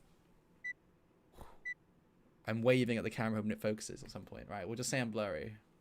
Anyway, Just blurry. we'll vibe. You're We'll vibe blurry with in real this. life as well. Yeah, this is how he looks like IRL. It's true. You will see me tomorrow if you come. Actually, that I am this blurry in real life. You'll see both of us tomorrow both if you of come us. to the Susu Building 42 down in the queue. Buy your tickets now. At on, native.susu.org. They are free. You don't need to buy them. You just have to get them. Yeah, Limited free. seats, but you know you get free stuff as well, and we're all here for free stuff, right? Free merch, free Red Bull. Come on down. There's limited availability, but come on down. To got some celebrate Red the Bull. free Red Bull, I think I'm gonna crack open a Red Bull. Oh, what is this, a sponsored stream? What is this? We're not It's an sponsored right exclusive now. what you could be getting tomorrow, a Red Bull, not this flavor, as the teams Not- are readying up. I'm just gonna quickly switch us over so that we can all watch the warm up together, and put the volume Okay, up. so now the test is how do we say the names, because we have Potat or Potat. This is a good friend of mine, Ranulph. I don't know. 666, the devil himself. He's on the team here. We've Sorry, got I Bob just wanted Ty, to make sure that everyone could tell that this is real Red Bull. real Red Bull. There you go. Listen to Satisfying sound. Thank you, Newell. that. So, yeah, thank you, Mr. Neil. We'll So we've pretend that got- this is what they gave us, but they are sponsored by Red Bull. Yeah, to be fair. So, Here we go. We're here watching we go. one of the lower ranked teams today because we thought we'd take a little break to showcase the other sides of playing. Southampton CS. Yeah, because we have multiple ranges of Level. teams. Yeah, you have That's the level acceptable. 10s at the top. You have the shining Yeah. lights of Southampton. You have Andy up here You at have the top, me, the CS:GO exactly. rep, the level 10. I mean, he's not actually level 10 at the moment. He's actually level 9. And then we 'cause have he lost 400 elo, but it's fine. and then what? we have middle range teams, and then we have the people who play a little bit more fun for laughs. And here they are. We've got the chair himself, or themselves. The chair. Oh my god, what a clutch play there, jumping, dodging Ranulph's knife. I think Ranulph missed That's because that's an Assassin's Creed play if I've seen one. that is an Assassin's Creed play there, and I'm going to struggle to say this name, Andy. Can you help me say? Is it Gintia? Gintia? Oh, Gintia? the silent J might be I am confused. If someone could clarify in the chat, that would be great. I believe we also are showing off our first female CS player of the day. Am I correct? Yeah, the only female the CS only player. in the tournament. So there you go, everyone. Southampton has all manners of people playing Counter-Strike. Well, let's see how this first round goes, I guess, before we start praising people too much, because Ranulph there actually spotting going a pretty leg. low. And the CT is actually doing a good job of doing damage. This is a huge play from the chair, getting info in that control room. Oh, he's And seen the the both. T's are getting very scared, just taking these long range fight with Glocks. Maybe not advisable in the current situation. Bob Ty just vibing in control room. He's actually going to spot the head. Takes the shot 2 seconds after seeing the head. No, Bob Ty, 200 IQ, is expecting them to dodge the bullet and go backwards. Bob Ty goes out, gets the chair. It's now Gintia, and Gintia wins the 1v1 there. Just, So just that a is straight up deck. Bob Ty got that's one. two 1v1s in a row if you include the knife round there. Yeah, So already, female Counter-Strike looking good here at Southampton. Just putting it out there. Thanks, Hannah. Yeah, I've never actually seen this 10-9 skin before. That's mad. Fubai, meant to Never look seen like it. a Sounds like a flashbang, chocolate bar. And the terrorist side already getting the bomb down. Bob Ty Wait. going to take a long range fight with a Tech 9. And Gintia is going to grab one. No, sorry, the chair's going to grab one. Actually going to grab not two. Gintia in the 1v1 again against Patat, who's down on 23 HP. Dancing around the back of Silo. Is he going to find that one shot? No, Gintia's going to take another 6 HP. And going to take out Patat. It's gone down to 2-0. It's the third 1v1 in a row. I mean, I'm unsure how the terrorists managed to get on site there and plant the bomb before the counter-terrorists were able to do anything. The CTs are going for a very defensive play on ramp, you know, letting the terrorists out, playing the retakes, and feeling confident in their MP9 abilities on the retake. Yeah, I mean, that's true. We saw some great 1v1s there as well. Obviously, Ranulph Patat there having a good try, but he got down very low, and the MP9, it's just a little bit too much to overcome, especially on you the skipped the J. Tech 9 and the Glock. You skip, yeah, the chat says. We do see a Negev out here from Bob Ty.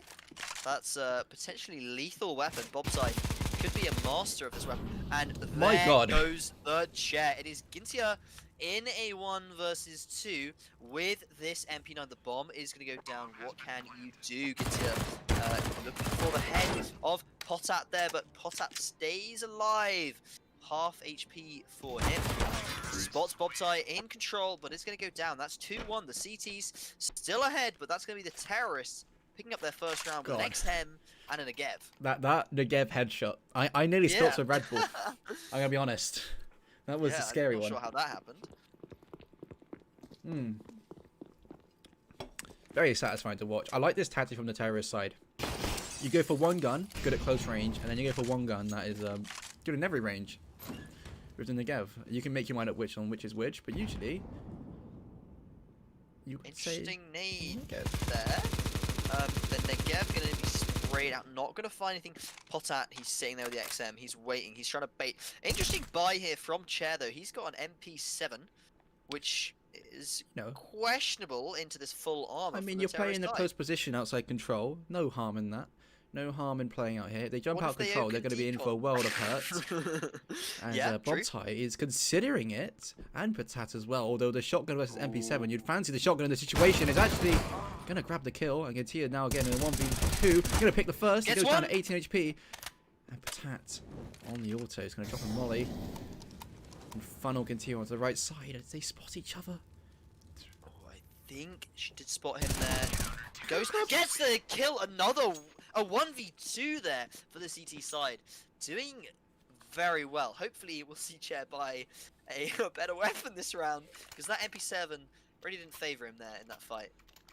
See, they've both gone for the double M4 play, the standard play, while the That's terrorist side have gone for the Negev and P90. They both shoot about the same rate, but one is a moving gun and one is a standstill and hope for the best gun. They throw one smoke onto site. I wonder what the plan is on that one. Breaking the glass with the Glock to fake that they're using a Glock this round. They might be on eco, but it's going to be the world of pain of the Negev prototype, just waiting for them to come out. And it's worth going across the site here. Yeah, I'm not sure if the CTs are aware where these terrorists, if they could have crossed yet. Putat goes out, and he's going to be able to get that bomb down ASAP. And the CTs playing very defensively in ramp here, and Chair goes down. It is Gintia in a 1 versus 2. We've seen her do this before, Andy. Last round, it worked out. Can we see the same this round? Picks off the head of Potat, he's gone, and it's Bobtai 1 versus 1. Gintia sees him, takes him low, but 15 HP. Bobtai wins out the 1v1. Again, keeping the rounds very close here. The CT side are going to struggle to get a good buy with only 1 M4, with the Chair going to struggle on $2,100. Get that MP7 perhaps. Bobtai sticking on that Negev. You'd love to think, you'd love to see it. Yeah, look at the terrorist economy. They've got so much money here. They can That's do... an interesting smoke that they throw every round. I'm not sure what it really is meant to achieve. You can't really cross because you haven't smoked across, but I don't know. It's a good one. Obviously, oh, they did cross, and you can see 6 HP and Chair with the Nova. Oh, come on, Chair! Yes, he gets the frag with the shotgun. That's some good money. Gintia playing from this ramp position, doing very well. I think they've been practicing their nuke. That was a well-executed retake. This is clearly a team that's been practicing a lot. You saw the Chair. Got a lot of time and effort. Yeah. we can break that quite neatly down with the map. You saw the retake. The bomb got planted here. Yeah. And Bobtai was here. Chair came up, took clear control, and was able to sneak up here on the bomb planter. Meanwhile, Gintia was able to hold double, knowing that control was clear. It's a beautiful play, really. It's a quality play. That's actually some top tier counter. Good to see it from some of our weaker players. Some great big brain 200 IQ strategy. The terrorists, they've changed it up. They've decided they're going to go to the other door this round. And Patat trying to run through it, gets taken down. Bobtai is going to get the trade. Gintia goes down there. It's a 1 versus 1 Chair here. 100 HP to Bobtai's 78. Oh, both of them whiffing shots on each other's head. Very impressive that at this angle, all you can see is the head, and they managed to not hit it. The bomb gets planted. Chair is predicting that Bobtai is going to swing to his right, and he swings to the left. Reacts, and now he's got him stuck. Goes for the spray, whiffs and hits the cleanest headshot of his life. Good stuff there from the Chair. Give him the Chair. That's going to be a 3-round lead for the CTs here, Andy. Now, I don't know about you. I don't really play that much Wingman. Do you have any idea how this nuke setup is we saw how easy it is to get a bomb down, right? If you're playing nuke CT side, you can aggress really well. If you want to play CT side, you push up onto site or you sit on ramp. There's no in between. Either way, you're going to get traded, and it's a 1v1 in a post plan, and that's not good for either team. So in reality, you'd think it favour the Ts if they just hit their shots, and at the moment they're not. And the CT side's playing these retakes really, really well, and it's just working out well. They're trying the decon strat again, smoking the door for themselves. Looks like they're going to try and burst through Stu 2K style with the bomb, and he is going to go to get the bomb down. Will this be the first post plan that the terrorists win? One of the first. They're struggling a little bit as Patat exposed to his head. Good damage. Volley coming down. Chair gets the kill. Last player for the T's in control here. Everyone's reloading. Everyone's got nades out. No one is shooting each other. And there we see CT running for the bomb. The Chair here trying to cover his teammate. And Bobtai walks out the door, and Chair huge fake. Not in a great position. Oh, Gintia with a great shot there. And Bobtai, I'm not sure what he thought was going on there. Maybe he didn't see the CT on the bomb. But that's going to be 6 rounds to the CTs. Bobtai and Potat. The lack of kits. It did terrify me a little bit. I mean, that's a J-Shaft play, if anything. That's a J-Shaft play right there, not buying a kit. So, if J-Shaft can be in the best team in Southampton and still not buy a kit, I have faith that, some of these players here in this match can still win the game and do well without kit as well. See, I'm thinking, what play do the terrorists go for here to finish? I mean, the CTs are the ones that need this most. And they're going to play aggressive. This is what I mean. This is what you can do on the CT side. You can go in, but look, they're very open exposed. It's a very, you really do have to hit your shots here. And so they burst out Decon. Look at the fine fights. Chair's going to spot one, takes the shot and misses it. Katia now left in a 2v1. Knows where one is. Going to bounce around the bomb site. And there we go. Yeah, I like this change up. Well, not this change up in the teams, but we obviously saw Team F there playing the CT side before, and now in this second half, Bobtai and Potat played a very different style of CT, pushing right up on top of Silo there. And when the terrorists ran out Decon, they kind of got ruined. I mean, that's the sort of confidence I like from a team losing 6-2. Oh, Chair gets the kill in the opening, and Potat on 24 HP. He does get Chair, but Gintia's running in, and she's going to take the kill. 7-3. That was just really good trading. Exciting. Yeah, it was good trading. Good instincts there from these players. Obviously, if the CT's going to take that fight, though, you really do have to win it. That's a rough one. They took the contact and they just went for 1-for-1. Maybe it needed more in that situation. The buy isn't great. Oh, Bobtai, he's so blind, and out swings Chair, and he whiffs the shots, but he gets Bobtai. 2 versus 1. Pots out the last man alive, and he goes down. And that is Team F here on match point, Andy. That was. I believe this would be their first win of the tournament if they manage it. I mean, it'll be a huge win. It would be a massive. Both teams have had some rough matches, and getting the first win is the first step onto the Wingman pro journey. To be fair, we don't have a Wingman pro team at Southampton, but I reckon Team F, if they practice a bit more, get this nuke in order, we could see some big stuff from them in the future. Chair gets taken a bit low there. Spot out Bobtai, 10 HP there for Bobtai. And Bobtai gonna get the kill. Can we just want to say how the amount of Negev kills this man has got? This man, the majority of kills have just been pure Negev, pure spray. Oh, shaking his head, perhaps got a little bit too excited there. Shaking my head. And the clutch. With the tray, yeah. Nice stuff from Ranulph there. I think that might be one of his first clutches of the game. Securing the CTs their 4th round, which is, well, they're a long way off, Andy, if anything, really, here. 8-4, not a great scoreline, especially considering Team F here proved so dominant on their CT side. Tie on the Negev. He's got a kill of this pretty much every round he's had it.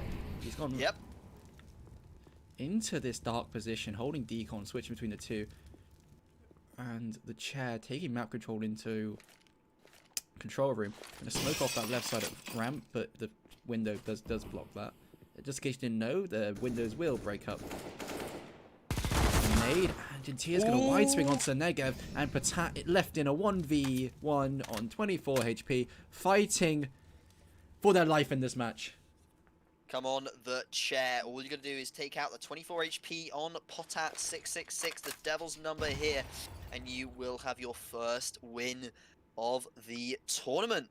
Chair playing slow. This is smart stuff from him. Give him the Chair indeed. And Chair might need one if they actually win this round. And he gets the frag, and that's Chair. Take a seat, sir. What a great victory for Team F there. Their first victory of the tournament. It's great to see them on stream doing so well. We will, and that concludes, I think, round 4. I think most teams should have finished their 4th game. Well, you know, let's throw on the cameras. Let's throw on the cameras, and we'll put your beautiful face on, Andy, and we can of all, course. everyone can look at, everyone can, Hello. you know, take note of how Andy and I look like, because if you come down to Red Bull is being obviously consumed. see tomorrow, Red Bull has been consumed. If you come down tomorrow, we'll be there. We'll be casting again tomorrow. Obviously, Jack and Kieran, you saw earlier, might be there as well. I mean, they will be there as well. I'm making them come there. You're making them come. That's great. But yeah, I like that game. That was actually pretty nice. It was a good fun game to watch. We got a couple teams still playing, and we're going to see if we can hop into any of them. Yeah, out of interest, I'm going to have a look at the challenge here, and we're going to see what the maps have looked like so far. So, in this 4th round, Big Hunks took Crocs and Socks 9-7. Team A beating Team B 9-4. Washed beating Blind and Deaf 9-4. And Cactus Jack beating Harry and Harold 9-5. That's what we've currently got in the tournament so far. We're going to have a quick look at the standings. So at the moment, Team A currently rank 1 as they have done 4 matches in a 3-1.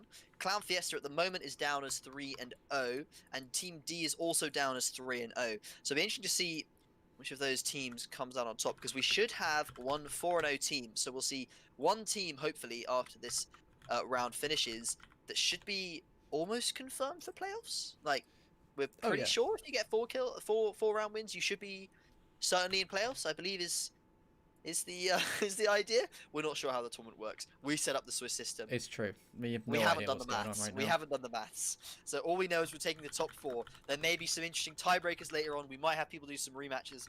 There will be some interesting stuff, unless it all works out as planned.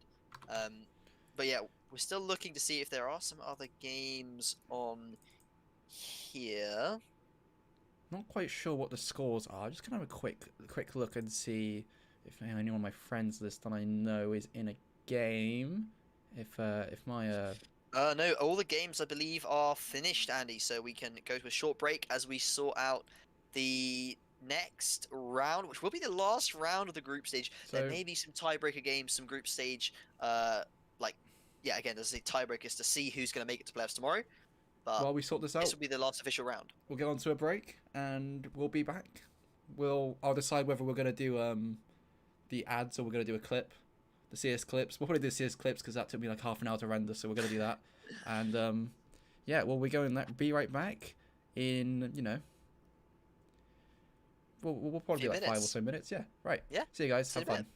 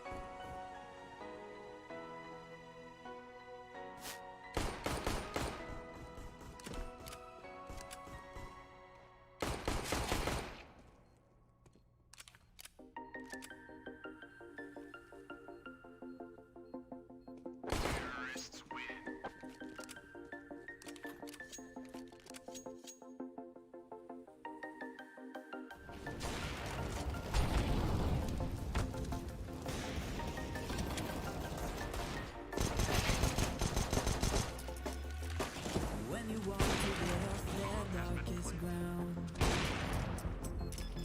the gravity pulls you straight down.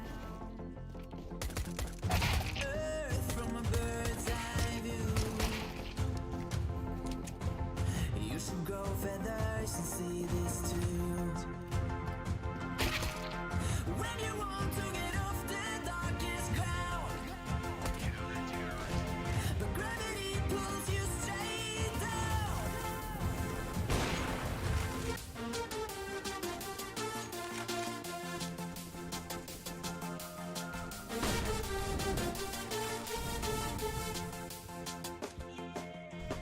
When you want to get off the darkest ground,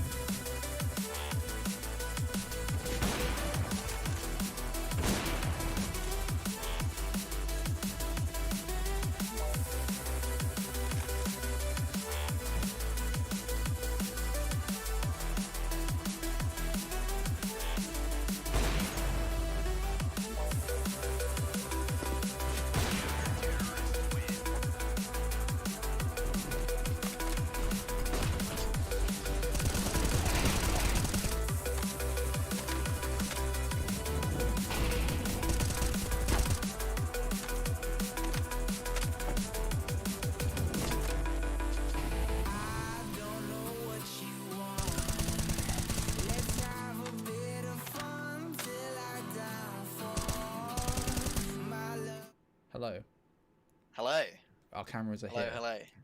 Our cameras are here. We're Um, live. And we're ready to go. Yeah, we are live. We're looking good. Who are Live we to the watching? world. Who are we watching? We are watching Team C versus Team B. So I don't believe Team B has been on stream before, and I don't believe C has either. Maybe they have, but yeah, we're trying to get as many teams as possible on stream. But we also want to, especially this last round, which it should be the last round here, in case of, unless there's tiebreakers and stuff that we need to do. We try to get as many teams on, and then this last round we're trying to obviously get a knockout game. So this game here, if we look at the scorelines, Andy. Yeah. So we have Team C. They're currently 4th after the 4th round, and with a 3-1 scoreline. Team B, however, are 10th, and they are 2-2. I do not believe Team B are able to make playoffs any longer, but Team C have to win this game, or else they will not be making top 4, I believe. And what news do we have for this last game? We will have a special guest with us. Transition. Brandon's here as well. And there we That's amazing. We have Brandon R, the coach of Team 4. The greatest teams I can out there. cover up the loading icon. Brandon, I fixed it. Oh yeah, just move it over and then over there. Okay. So we have Brandon R of Team 4 coaching fame himself. Brandon, what do you have to say about this match? Well, I'm not too familiar with the lineups that are coming into this. However, I'm just looking forward to a good game of Counter-Strike. Hopefully, it's a close one with the playoffs. What do you guys know about the players? Hannah, you in particular, what do you have to say about Matty J and Slapnuts? So I believe I've played with Matty J in the show match from the or the Vertigo 10-man that we did. A couple of weeks ago now. So I've seen this man on Vertigo before.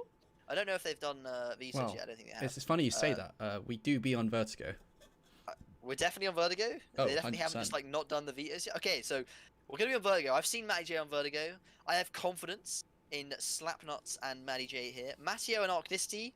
I'm not sure. I obviously recognise the names from the tournament so far, but I don't think I've seen any games of them. Do we know so which far. one is which? Yeah. I will check right now. As we go into Brandon, the game. Phil.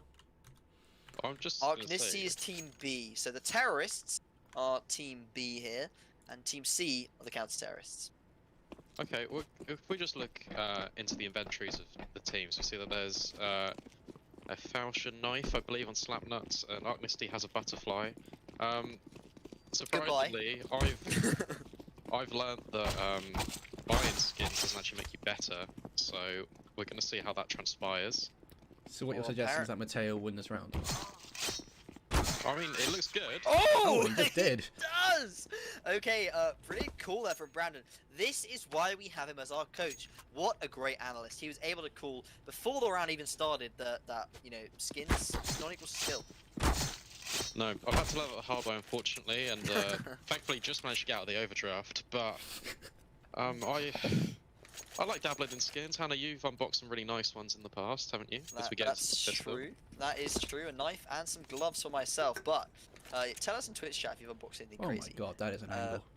Oh, I haven't seen this. This is a nice one from Matteo. Matteo and Arknisty here are obviously Team B, so they have no chance of playoffs. What they're trying to do is shut down Matty J and Slapnut's chance at top 4 position. Yeah, for sure. We're diving into a 1v1 now, with Matteo taking the early initiative, but Matty's going to be able to get the plant, potentially. It's fake. Matty J taken low here, 24 Now, HP. Brandon, would you say that Matty is a magic man with that clutch? Oh. Oh, that is a good reference. Judging by his stats, and if we compare them to mine, I'd say he's doing a lot better than I would. So, yeah, I reckon he's got the capability to become a magic man in the future. Matty's Magic Men are our coach's actual main ESEA team here. That's the joke there, guys, if you didn't get it. Matty J is not on that team, I don't believe, but he does embody their skill level as he goes flying to his death there. Slapnut's going to pick up Matteo there in the nice trade. Not Arcnicity here, no armor and just a deagle, so Slapnuts with the armor should be able to do lots of work, but he's going to go down, and that is Arcnicity evening up the scoreline.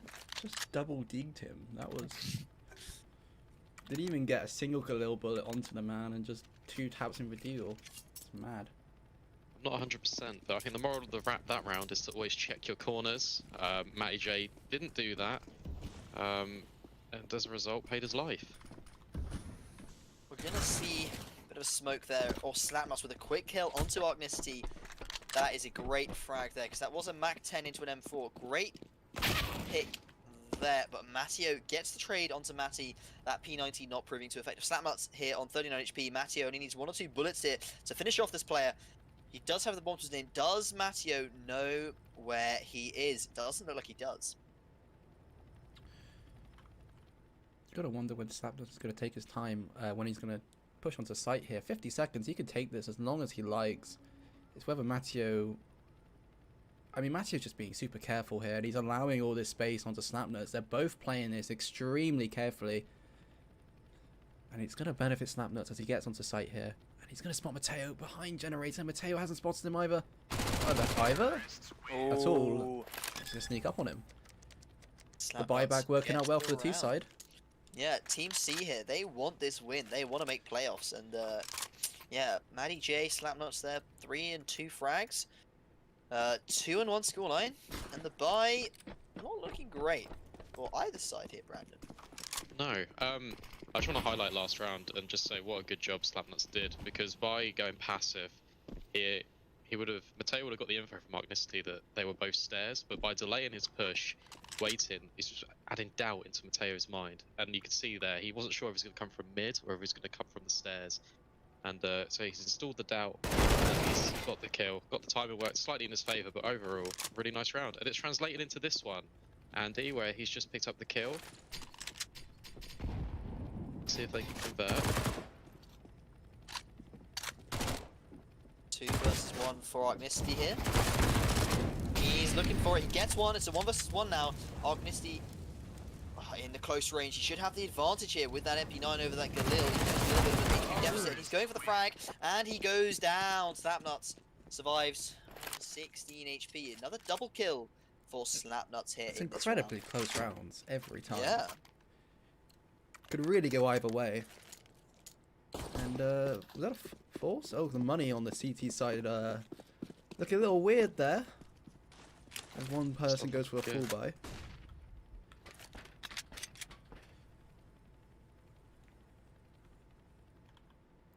Yeah, maybe a little bit of doubt and a bit of hesitation coming in from the comms, because we see, as you've just said, one guy on an M4, one guy on a CZ. But, you know, Matteo could make it work. He's tucked right in behind this pillar here. Gonna use Arcnicity to bait for him, and let's see if he can get some kills. And he doesn't. And he certainly does not. Both of them going down there. Matty J, double kill for him. Obviously, that's technically an ace, but it's Wingman, so I don't know if it's really the same. I mean, that's this 4-1 might be though, the terrorist with an early advantage. And Brandon, you told me before, T-sided map. So could we expect the CTs here, Arcnicity and Matteo, to bring it back the other side? Well, I mean, in 5v5 it is typically a T-sided map. You've obviously got all of A.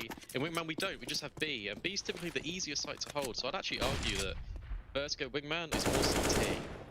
But, as we can tell, Matty J, one of the players that you highlighted earlier in the pre-game, is doing well. He got an ace in that last one, he's pushed up aggro here, looking towards Gens, and now just taking stairs control. So quite a relaxed, reserved approach, and as I say that, he dies. But you know, he was looking good for that brief second I was talking about. Both these players low, though. Slap gets one. Matteo 60 HP, and Slap gets him as well. A 1 versus 2. These terrorists here, even though they only have like Galils and weak guns like Mac 10s and so far these rounds, they've been doing some great work, especially in those 1v2s. Pretty good to see Slapnuts there on 7 kills in just 6 rounds. Matty J backing him up with the 4 kills and 2 assists. Counter-terrorist going for some deagles here, potentially could do some damage, but you've got to land some headshots really to stop this T advance. Yeah, not looking good on the CT side so far. Not that retake not working out quite as they hoped when they took the mid control. But here they go again, taking mid this time. And now this guy's going to grab one dig onto Slapnuts and knows where Matty is in the CT spawn. He's going to spot him again and take the shot. He's going to miss it, and Matty is going to work his way back onto the site. And up this around the side, map down to 7 HP. He's actually going to get taken down, and it's the CT side's second round of the half, coming with the lesser guns. I do have a quick score update. I believe Tagalog Peak, the favourites for the tournament, have just beaten Clown Fiesta 9-2.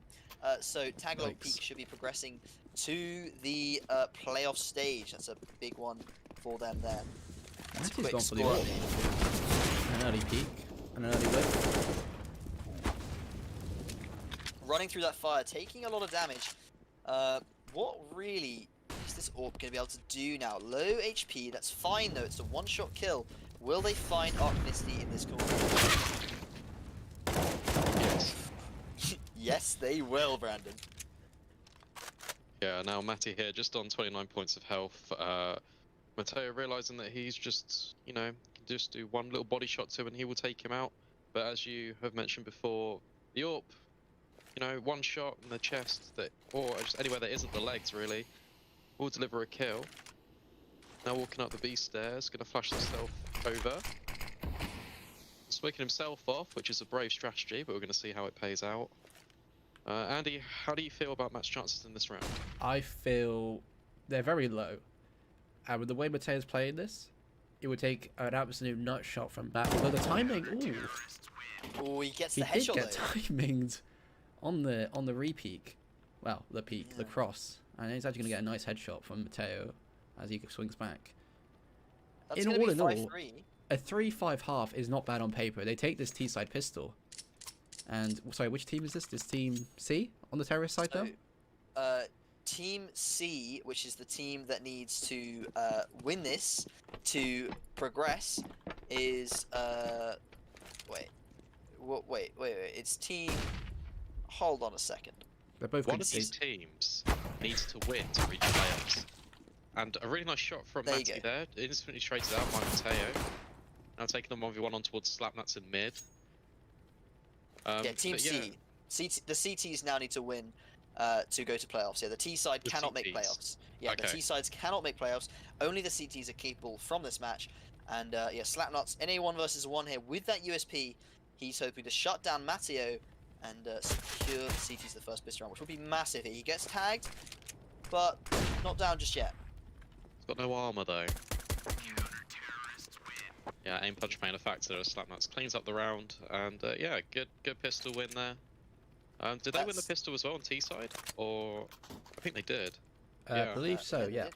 So back-to-back pistol rounds being picked up for Team C. Yep. Yeah. Team C. Team C. God, Bit of utility usage coming up from Slapnuts. Not going to find anything. He's going to hear that running though. A 6-3 scoreline, especially going to the second round where you have the advantage with the FAMAS and the Mag 7. Oh, no. Oh, Matty J, what are you doing? He's going for a long flank. Slapnuts just hold him off. Matty goes down. What is Archnisty going to be able to do? I just wanted to see the Slapnuts Mag gets 7 get both. some flanking action there, to be honest. True. We might try it again, actually, considering they didn't actually see him. Taking that Mag 7 Maybe. to mid might be just, you know, it's Wingman. You get one kill, you're in a 1v1 for your teammate. Shotgun's not a bad choice. They will have heard the steps. They would have seen him on the death cam. But maybe they won't expect it. Oh, as we get a little Matty. bit Go TV lag. Ooh. And Matt just takes out Ooh. one. Ooh. Second one taken low. Archnisty here, 28 HP. Slapnuts on 100 with this FAMAS. Got him double kill last round. Can he put his team on match point with it this round?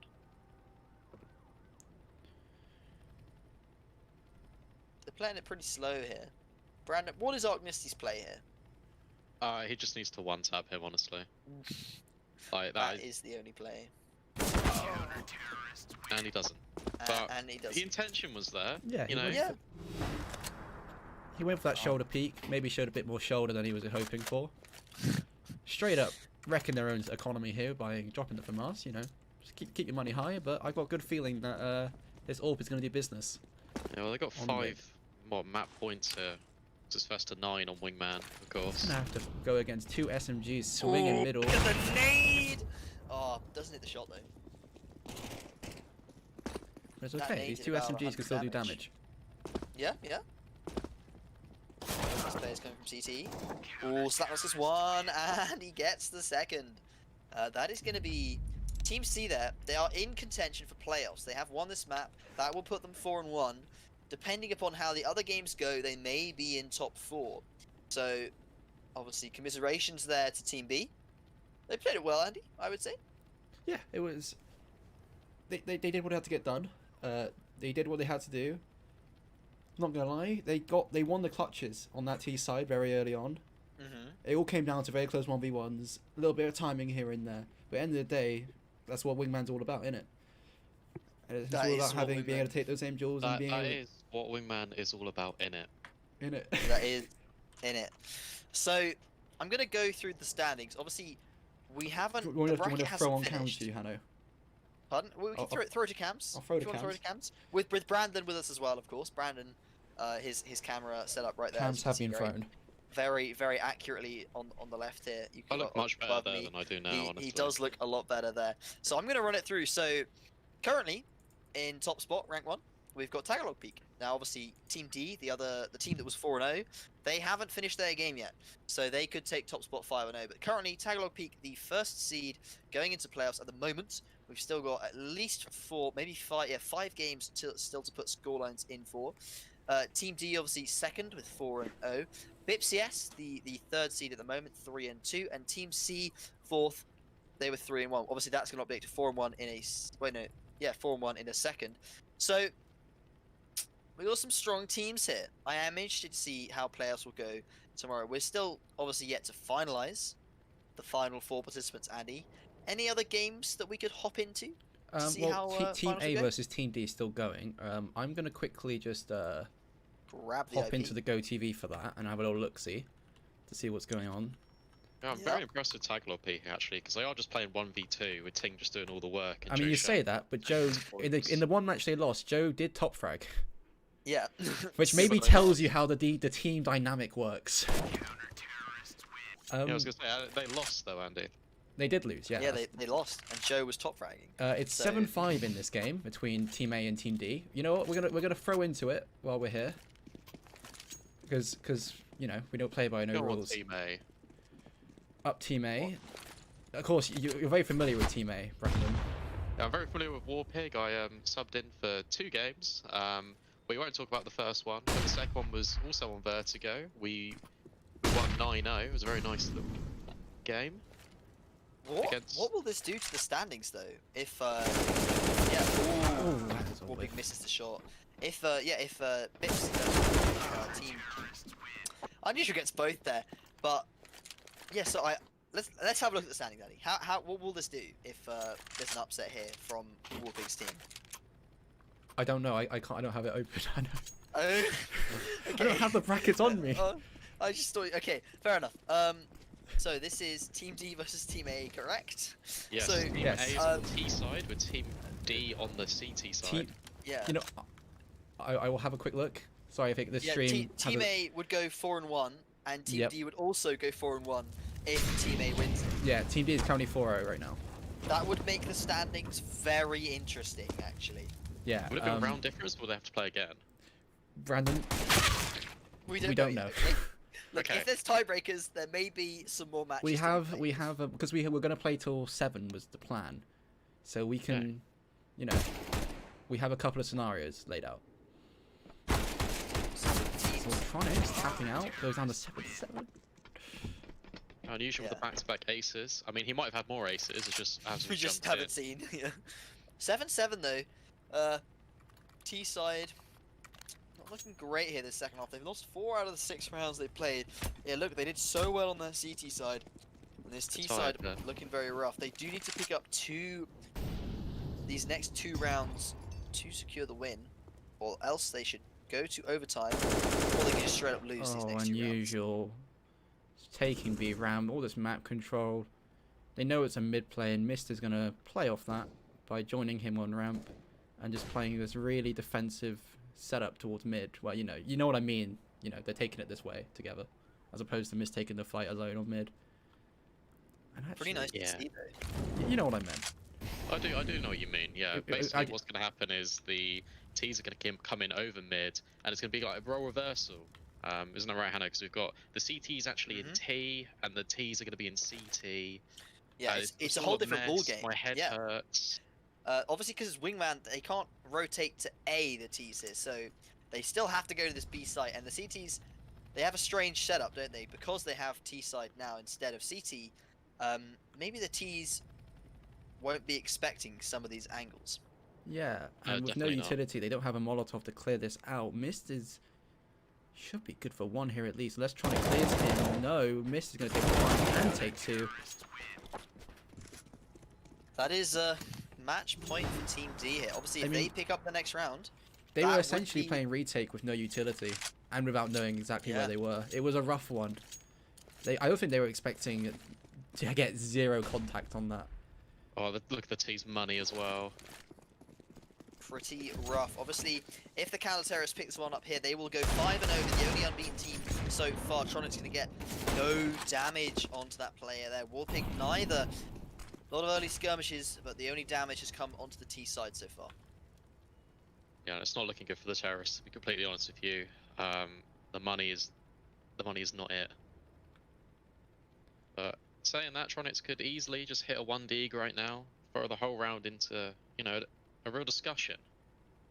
Andy, how do you see this going? The way I see it going, I still fancy the CTs here.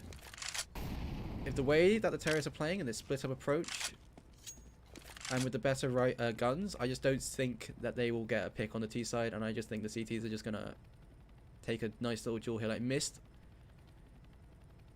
Unless Tronic hits the nuttiest 1D, or any 1D actually. I think it all relies on Tronic's flank here and whether he catches their timing. And he doesn't. And as his teammate goes down, he's now in a 2v1 without the bomb with 20 seconds left. They just couldn't get that pick on either side of the map. It was unlucky and a very close game. Very close game. We did slightly jinx them by joining in. They were just aces. We did. Unusual doing very well there. Probably the top star player for this tournament so far in this Swiss stage. Putting up some good performances so far. Gonna throw it back on cams, and while we discuss. Throw it back on cams, and we have the final bracket, Andy. Oh, do we? So currently, Challenge is telling me that our top 4 teams, which would go into tomorrow unless we want to. I mean, no, because change some stuff. The matches are fine. The match is fine. Okay. The records are fine. Yeah, the records are fine. I mean, Team C and Team A are on the same record there. But they're winning off a tiebreaker. No, they're in not. The Buckles Team C and Team A. Team C and Team A, 4 and 5th there, 3 and 1. Oh wait, is this not updated for me? Yeah, it's 4 and 1, and then Team A on 3. Here we go. Sorry, wait, I hadn't updated. Wait, let me refresh as well. Oh no, sorry. Bip CS and Rampaging Wolves there. Oh my god, we got so many teams going 3-2. Okay. So Team D, you're through to playoffs. Tagalog Peak and Team C, you're also through to playoffs. However, unfortunately, we have 1, 2, 3, 4, 5, 6 teams tie broken for the 4th spot. So, okay, when we set up Challenge, we did set up a system that it would go off points difference, and then the Buckle system, and then it would do a head-to-head tiebreak. Unfortunately, all of those are even for Bip and Rampaging Wolves. So I believe those teams will have to play a game to figure out who goes to playoffs, Andy. I'm not laughing at you, I'm just reading what Brandon just sent to me. What did Brandon Sorry, he had to drop out since his dog has come and weed in his room. Oh no. Sorry. Don't say that on stream. Sorry, apologies. Okay, so do you think we can get these players together now? Bip and Rampaging Wolves, are you around? Bip and Rampaging. Oh yeah, because they're on a tied buttrolls, aren't they? They're all tie broken. So, Bip CS, are you around? Enough. And who is that? Rampaging Wolves, where are you? That's Ari and the gang. Yeah, because in the Yeah, the challenge is telling us that they are completely even in all of our tie breaks. So, yes, could we? Okay, we will give you guys a server to hop on. This one Do you here. want to throw it on a break here? I mean, we don't What- probably don't have to. It's just the one match Okay, setup. sure. Unless Well, you while want we're all to. here and we're 41 viewers, I just thought I'd say, if you guys would like to come and watch and cheer on the players that are coming tomorrow, native.cc.org, and come get a ticket. Yeah, come on down. You get to meet Andy. You'd also meet me if you want, as in like maybe meet us or like see us from afar. We'll be casting. Maybe say hi. Obviously, we're going to be socially distanced. Please wear masks and everything. There'll be some free merch from like Mule and other such places. So please do come on down and say hi. Oh, Brandon is back. Hello, Brandon. You know, But, I'll yeah, quickly show you how you can get a ticket actually. So you go Oh, onto yeah, that's a good idea. native.cc.org, yeah, and you scroll down into, this is today, currently live, but tomorrow this is where you want to be. There's a lot You know- of tabs open there. Yeah, a lot well, of there's nothing tabs to see open there. here. There's nothing to see. Not a thing to be seen. Look at those bookmarks there. Thank you. Yeah, There's nothing to be seen. QWFC, Blizzard That's not what I News, wanted. I BBC misclicked. I Top misclicked Gear. England Belgium. This is where you want to go. So I found some video games and esports. CS:GO Wingman Tournament Live Finals in the Cube. And you just click one ticket, buy ticket. It's free, and you also get some free merch if you turn up on time and it's not all stolen. So yeah, 5 till that's how 10 you go. tomorrow- Come join. Tomorrow night. 5 till 10. Hannah will be there. We'll be streaming it. I'll be there, so you guys all want to come along. We will be streaming it as well, right? So you guys can tune in tomorrow as well to watch it. We should still have one more game today to determine who will be in the playoffs tomorrow. But yes, I will confirm again. Team D are our top seed. They went 5-0. Great performance from those guys. Unusual, doing great work on that team. Tagalog Peak, the favourites coming to this tournament, are second seed. Obviously, they lost to Team D, so that's kind of scary for those guys. But they're 4-1. They're going to be second seed. See, and they they're lost. third seed. Tagalog lost on the game that we watched, which may mean Yeah. there's a bit of, bit of stage nerves. And going into a LAN setting, now Brandon, you're a man who's played on LAN. Yeah. Would you say What's it it's like? Would you say that it's a bit more tense? It's a bit more nervous. Well, considering I've had some inside knowledge of Ting being nervous all throughout, the online stage, him transitioning to LAN, I don't have high hopes. And that's, Unfortunately. I mean, you heard it from the coach here, guys. Not feeling strong. A lot of pressure on Samuel Tinkson here to do some real work. But maybe 'Cause, that's when the maturity of JShaft will come in and settle the nerves on LAN. Not sure about that. We will have to see. Joe is not. I wouldn't call him a stellar player, Andy. He's a Oh, great fragger. He's more of a Great Budweiser. support player. Yeah, he's much more of a Budweiser than a Stellar, as Brandon pointed out there. But we did see a game where he popped off, so maybe if he can pop off and Tink can pop off at the same time, maybe they can take down Team D. But There's always a JShaft, chance. the one thing JShaft does have is a very pretty face, so he can distract the enemies at LAN. That could help them win. True. So, sadly, I'm gonna have to go, Andy. Oh, So no. we made it to. I don't know how you might have to go to solo cam and just I'd have, be- or you can, actually just cover me with Brandon. Hang on. I got it. How are you gonna do this? So sadly, on. that was my last cast of the day. I won't be here for this one.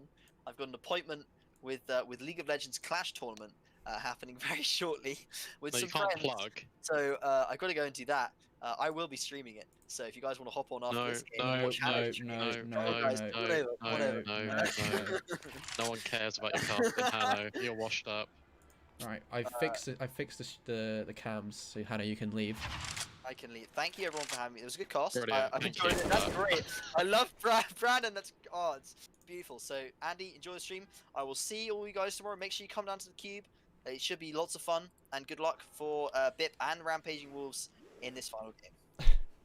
Bye, Hannah. Funny enough, that picture was taken in June when I graduated. So That's actually your graduation photo. yeah, man.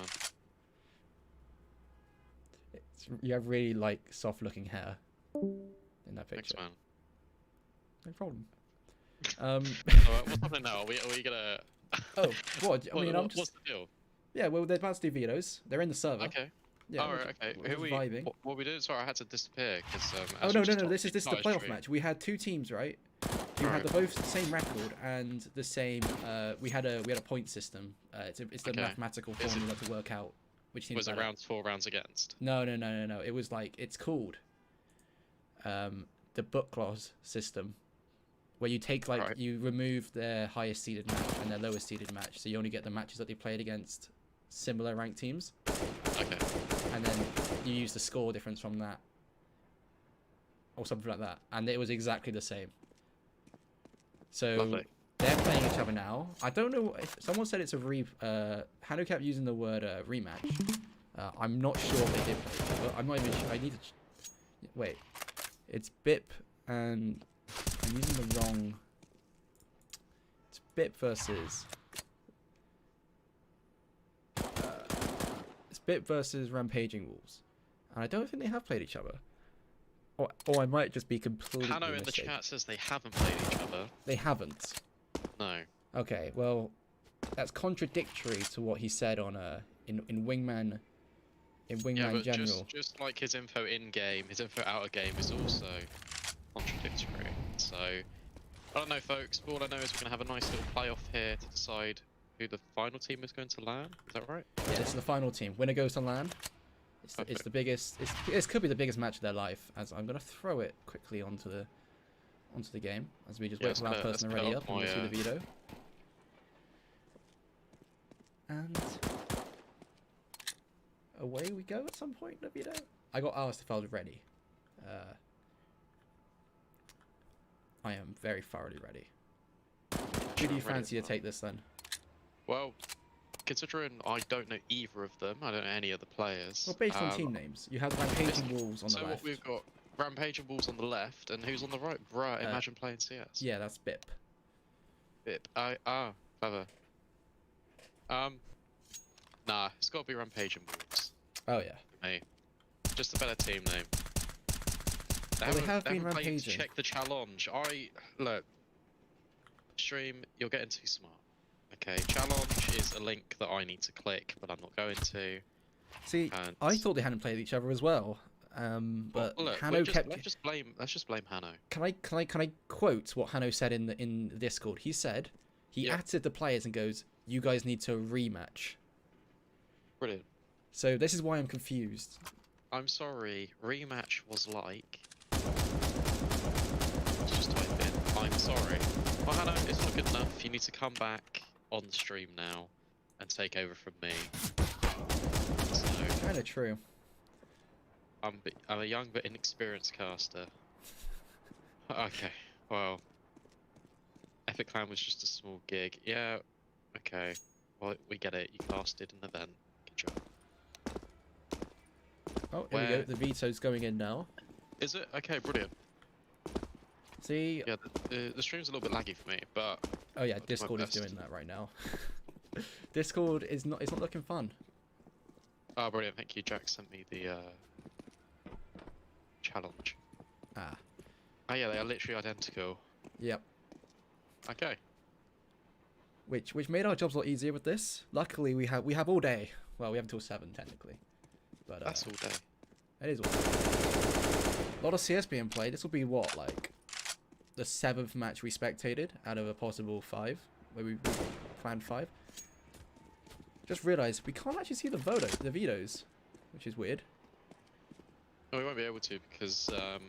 Does it not come up in chat though? Does it not say so and so vetoed this in chat? Oh yeah. I thought I don't know. It might just be client side thing. I don't know. Interesting. I just got asked if is it a best of 3? No, best of 1. Or am I being asked in this? Oh no, they're doing vetoes now. Oh good. No, it should be best of 1, unless something's changed out of my control. I mean, we've got till 7. It could be a best of 3. I mean, it's on Nuke. The map is Nuke. Oh my god, yes. I'm Very, getting the map out for very this. CT sided. Hopefully we can get some more draw-ins and your takes. I mean, this game. Is it CT sided though? For the amount of map control that you get as a T, you can basically go all the way up into double doors and decon, and the CTs have to commit to playing the timings work out that the CTs, if they want to play like on site, they're out in the open, and the only real cover they have is on ramp, and then you're playing retake at it that comes down point. to the Angels Oh mainly, yeah, but 100%. if you go double as a terrorist, you get there objectively faster, right? But if you Yeah. go decon or single door, then the CTs have got a timing exploit where they can get out onto site in advanced position. Oh yeah. It's just kind of about how these teams want to play their T sides, whether they want to be more aggressive or if they want to slow things down. I feel like it's just objectively better to be more aggressive on T side. I to get the map control, because the moment you allow nuke B bomb site CTs to kind of have map control, you're kind of screwed, because there's like 10, 11 different angles you have to clear. It's not nice in 2v2. Yeah, and Joe agrees with you. It's a good map for Yeah, a well- stronger aimer, which is true. Yeah, for sure. I mean, he kind of needs to agree with me, to be fair. It's true. I mean, But appreciate it, Joe. honestly, it could go either way, just from the pistol. I mean, the pistol alone will be a good tell of how they want to play it. And I don't know. I just want to see some strong, aggressive T-side. I want to see some fast action, actually. To be honest, because I haven't all day. We've had some slow Counter-Strike. I want to see some aggressive, some taking the duels. I want to see some wide swings, some over peaks. Make it exciting. And this could be the game for it. As all the players now join the server, readying up. We have watched Rusk enough before, I think. I think What's they my won. first time? Oh, that's a nice one, dig. So you've watched them before. How did they measure up? Well, I'm gonna have to check this because I can't actually say this with certainty. Well, we are professional here. It's true. No. Apologies. Sorry, we watched them. No, we didn't watch them. I don't know. I have no idea what's happening all day. Oh, it's fine. It's fine. I've been I didn't even producing think I'd be and here, but adminning. here we are. So It's not about the ending. It's how we got here that's right. and the friends we made along the way and the tickets we sold, which are free. Come join. It'll be a good time. You haven't really got an excuse if it's free, to be honest, guys. Like, Genuinely. What have you got better to do on a Sunday night when you have yeah, nothing as else long to as do? we're limited to six people, keeping 2 meters apart. I mean, true. I'm just kidding. We can fit more people in. It's fine. I mean, I don't know if I'm allowed to say how many tickets we have, but I don't know either, but let's We let's have a just, good let's amount. just not, just in case. We have an amount.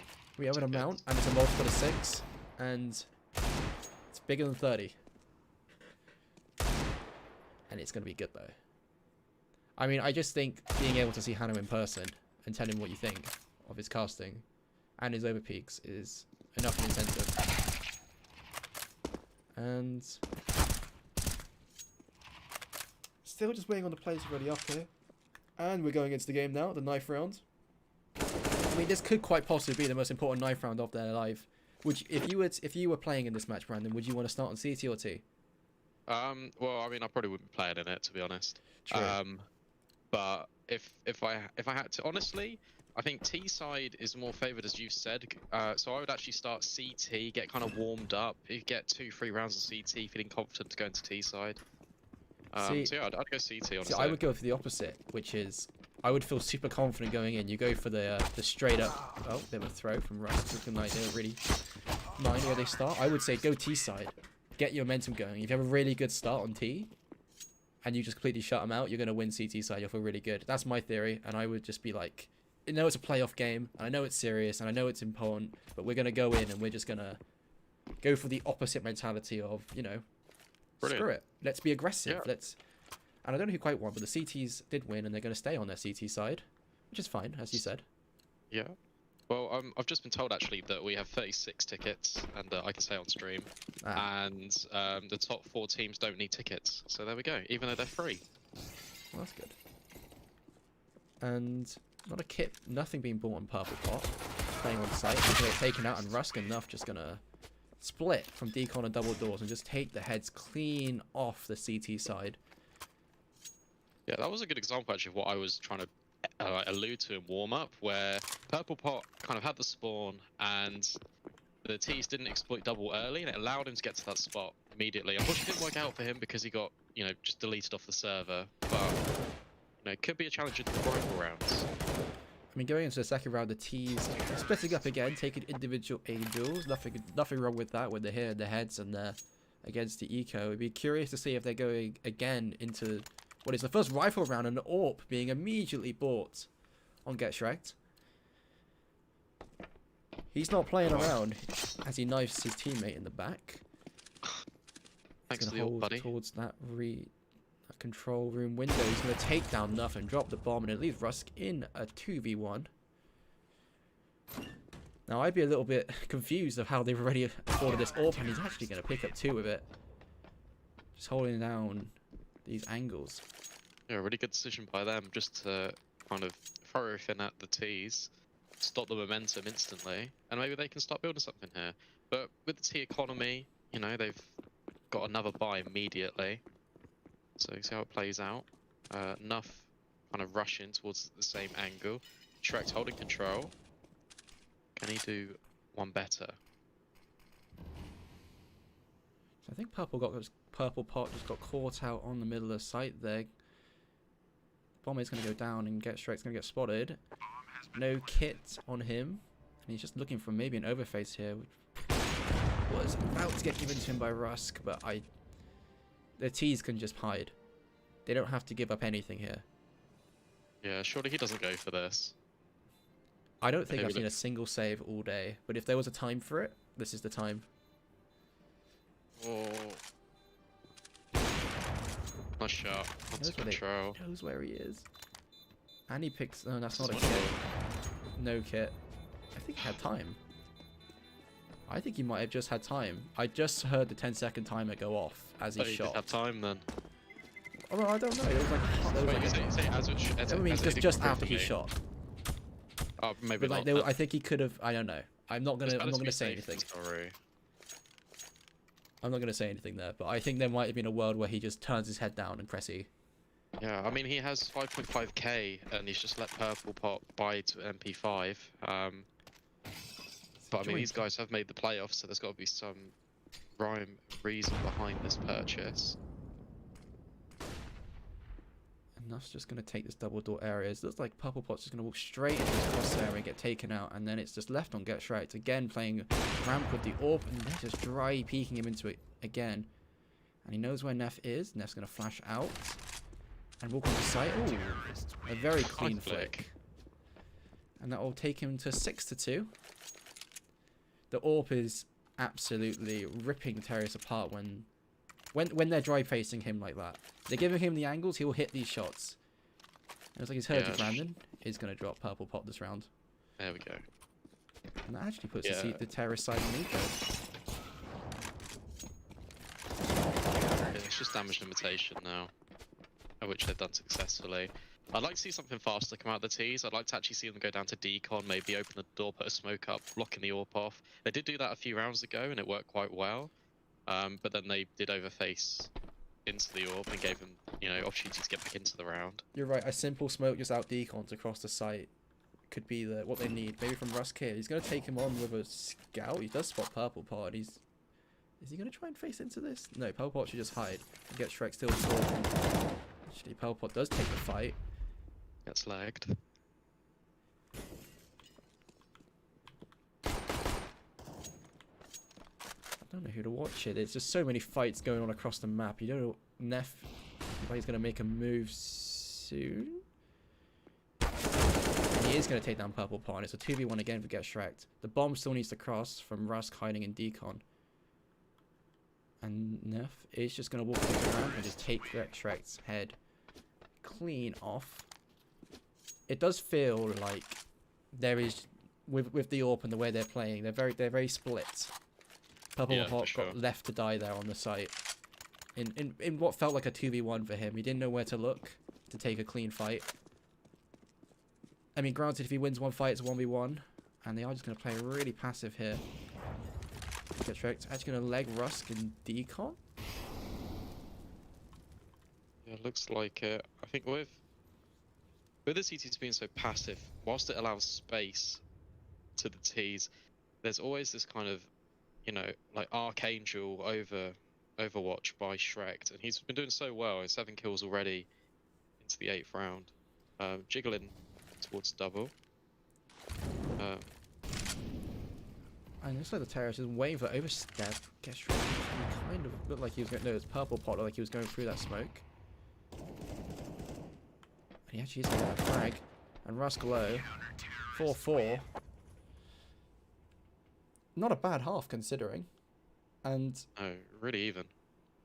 that AWP really was doing a lot of work on that CT side. Yeah, for sure. If Purple Pot can get some more fights this game, because he didn't really have too many fights to be fair to him. He had that MP5 round, he had the pistol round where he kind of got caught off a little bit. It did but felt like he if was left to die a lot on his own. Yeah, trying to for hold sure. a little If he bit of map starts, control. I mean, he's not bought anything here. Maybe he's trying to save for the AWP already for Shrek. He did drop it over to him in the 3rd round. And they're actually going to get 2 gooshes off onto the CT side here. Looking good for the terrorists so far. And whether they're going to relocate down to double door, get Shrek'd. He's going to clear sight. And he's going to take that fight with Neff with a clean headshot. Now Purple Pot coming out of control with the bomb, taking it to ramp. A very dangerous place to be with the bomb, and he's actually going to realise his mistake and run back to site. And now it's a 2v1. A 1v2, sorry, all on Rusk. As he spots the head of Purple Pot. And then he's finally going to get the bomb down. They're giving him his fights. This is whether he can find that first headshot, that first way back into the round. Again, get wrecked. Shrek's giving him the fight, and he knows Purple Pot's... Potentially he knows he's low. Did he not see him go to the left? He's not going to look behind him, and he's going to get a turn. No. A very close round, and chaotic, maybe, on the terrorist team comms there. Taking the bomb to out of control to a round that could have got very hectic. Yeah, very interesting decision there. And yeah, both MP5 buys now. Hopefully we see something fast. Maybe go through double, not control, and he's got control. It doesn't matter because the CT's already pushed up past control room. And this is a very... The terrorist side did not play it like this on their defense. And I don't know if the terrorists will expect them to be both on site like this. As Rush just lets him run underneath him onto site. It could be a free kill if he can just look. But Purple Pot probably did see him. No? Yep, the Get Shrek's going to take him out and knows that Nuff's now in decon. He must know he's there as well. It's whether he can capture timing here. Perhaps Nuff could potentially play time. Both doors open. And he's enough time to swing around anywhere, really. Get Shrek careful of that double door position. Nuff will hear the drop from Get Shrek. Just needs to bide his time. Wait till the plant. It's not a safe plant for Shrek because both doors are open. But he must be aware ramp is clear, so he can plant from ramp. Closing the door. It's a very good decision. Nuff is going to choose the time and goes for the fight. And very well played. Both of them just playing really patiently, but Nuff is the one that comes out on top. Yeah, it's back and forth again. 5-5 now. And they're all coming out for the CTs. Ooh. Maybe we'll see a similar play style. And Shrek looks to counter this with Krieg. How do you feel about the glass cannon buy? I mean... When you know the terrorists are on lowish money. Alright then, no, I don't like it. But the only thing I can say favourably to this is the fact that, you know, you're on nuke, you're on ramp, you're holding really long angles. Obviously the quality is high in this tournament, but I feel like sometimes the risk can pay off because if you just have got a split-second reaction time with the AWP, you just net a kill, you're instantly favoured in the round. So I think I don't dislike the decision. I think it's nice to take a risk, especially 5-5. It will completely cripple their money if they lose this, though. Yeah. Again, a really good round, and he is going to get widescreen by that SG. By Get Shrek with no armor though. Enough actually is going to go to pick up the AWP. Leg and just his head just sticking up over the top. Yeah, I feel like he saw him there. And well, like you said, the CT money is not looking good. Yeah, and it's not good anyway. We know that just from normal Counter-Strike.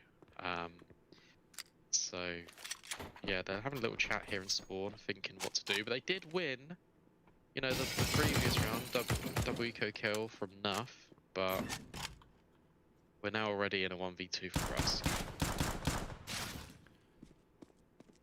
Team punch on the working's favour, long range of the 5-7, and it should be a clean round for the Ts. Yeah. The delayed CT positioning round start was, you know, it was an eco. So they've talked through maybe what they wanted to do next round. They could buy an AWP back into it on Nuff. They won't go for the double M4. I would really like to see, you know, Aggression, aggression. I want to see them getting onto site, maybe fighting both into control together, just taking a 1v1 or 2v1 somewhere. But I'm going to take one onto Nuff, a 1v1. I'm going to spot Shrek into the con area. Together now. I don't like this peek. Oh, I don't either. Makes me very nervous. Get Shrek scoped in. Just shut the door. There we go. Thank God. Yeah, it's really important for the CTs now just to group and play trade-in, or just take a fight just together, right? Because Shrek he's dominating the server now with 14 or 15 kills. I think he's got, doing really well. 14 and 5. There we go. But yeah, the CTs, they should win this as long as they trade properly, as long as they're in positions where they can capitalize on maybe one player dying. Hopefully they can be clean with their economy, because as we said, the money is not great. I mean, in terms of position, it isn't a bad place to be, provided that they do swing off each other's contacts. Yeah, for sure. And sound cue will be given away by the scoping, and then maybe a break. I mean, that is one of the bravest peaks we've seen all day. The full W into the scope Krieg. Yeah, typically in Counter-Strike you have to stay still, but Rusk makes it work, especially into a scoped weapon. And they are going to get an AWP straight on Get Shrek here as they take control very fast on the T side. You probably heard both players there running past, one dropping and another one playing just on those little rafters above, holding decon. Hear this AWP surely. But they aren't going to give him anything. The positions they're playing means he really does have to swing wide and take a fight here. And Purple Pot is going to spot one and do some damage. Exchanged on both sides. First blood. And get Shrek. He's just lurked all the way back to ramp. It's an incredibly weird position to be in. He's going to get a free kill here potentially. Yes, onto Rusk. And it's all onto Neff. Stuck into Dark. He's going to get one. Yeah, this doesn't look too favourable for the AWP, to be honest. If Nuff just kind of stays still, works a little angle. But timing is going to favour Shrek. He knows where he is. He spotted him. Oh. I don't think he expected the AWPer to be that far wide. Couldn't properly pre-aim that position. A little off angle. The flash scaring him away. But the AWP doing work there. Both kills in the round. Just unfortunate they didn't get comm that he could be out to ramp, but it's what it is. Yeah, very, very good timing and very good luck. But yeah, we're moving into the map point now. Get Shrek having a really, really impactful game. Purple Pot supporting him, you know, being a good teammate, dropping him the AWP when he can, sacrificing himself, especially on CT. And they're kind of doing what I said pre-game, and that was getting the momentum and seeing if they can convert. But now Shrek is in a 1v2. It looks quite difficult for him, but he has been in this position before. Unfortunately, didn't get the bomb defused, but did get both kills. And he doesn't need to defuse the bomb on T. So let's see what he can do. Does look like Rusk is about to give him a 1v1 here, and he's just going to spot the AK gun sticking out. Enough outside that double door. He's going to get no scoped. And it looks like the playoffs, the qualifications are over. We have our top 4 teams. As team was that teams? One of the teams. Was that BIP? It wasn't BIP. It was the Wolves. It was the rampaging Wolves. Take it, and then we'll be going to land tomorrow. Congratulations. What can you say after that, Brandon? I mean, obviously the caliber in this Wingman tournament is is high. It's better than I expected. There's a lot of great teams that have entered. A lot of teams also that withdrew. There was a couple that withdrew, but they were high quality as well. So it's good to see that we have a very high level of Counter-Strike in the society. Yeah, I think LAN environment will be different for the teams. Some guys have not even played LAN before. Some I don't know if anyone has, but it'll be a really nice experience nonetheless. I've been to LAN, and it's just nice, putting some faces to names, actually seeing your teammates in the flesh, and kind of getting the chance going when you win. It's good. Yeah, It's on nice. that note, Brandon, actually 2 of the teams that qualified were solo players. They were looking for a teammate and Wow, were put that is together. impressive. So, and then that's the good thing about University Counter-Strike. You're meeting other players. As I'm here, I'm going to plug Newland NSC is next week, and if you would like a team to play in that tournament, which is either Sunday or Tuesday for about 10 or so weeks, a couple of games, there is a form in CS:GO announcements. Feel free to apply. We got 12 people already applying, but we can hopefully get more teams and we can all have a good time. And there's definitely a lot of players in this Wingman tournament that I would really like to see representing Southampton and Newland NSC, and I feel like we could have a couple strong teams. So Yeah, I will. for sure. And again, at SVG we can give you your own server. We will have a strong support system of technical players who will help you with setups, will help you take your Counter-Strike to another level above matchmaking, maybe above pugs, and something that will help you, push for playoffs and get into playoffs at Newland NSC, which is very doable. For as you've seen, skill-wise, aim-wise, there's the ability is there, and we'd love to be able to get more team players into the team, more 5v5s. Yeah, for sure. But yeah, so to confirm the top 4 teams, we have Team D, which I'm just going to quickly just make sure I get everyone's names on their Discord. So we got Team D, which finished... I've got my tabs all wrong. We got Team D, who finished top, going 5-0 with Unusual and Mist. Second place, we have Tagalog Peak, which is Ting and Jshaf. Third place, we have Team C, which was Josh and Matt. And then going into it, what we just found out now is Rampaging Wolves, which was, if I was just quickly check, Rampaging Wolves, which was the Purple Pot and Rexamon. So yeah, I think we're just going to quickly wrap up the stream here. Summary. Tickets on native.cc.org. Feel free to come tomorrow. We're giving away some merch as well from Newland NSC. Tickets are free. It starts at 5, finishes at 10. You can bring food. You can bring pizza, whatever. You can order it as well. There's a Domino's close by. And we'll just have a good time and enjoy some Counter-Strike in person.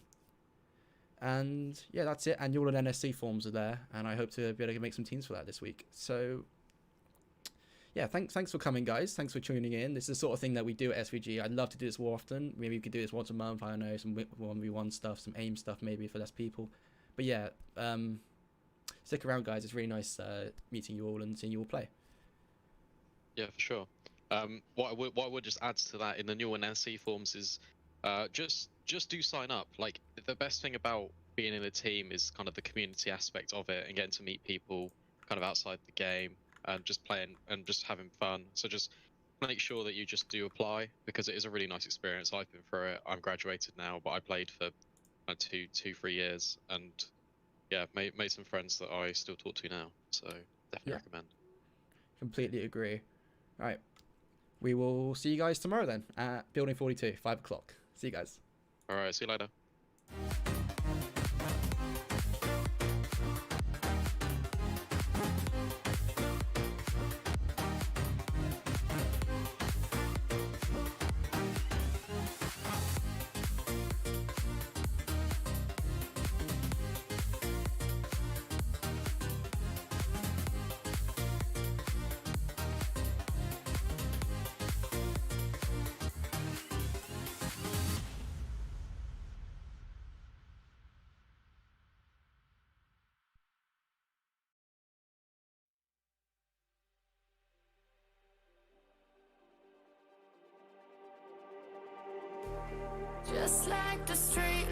Let's lit this town like a fire in a blaze. Gotta burn it down. Can't be afraid to leave this out. We got this far, don't know how.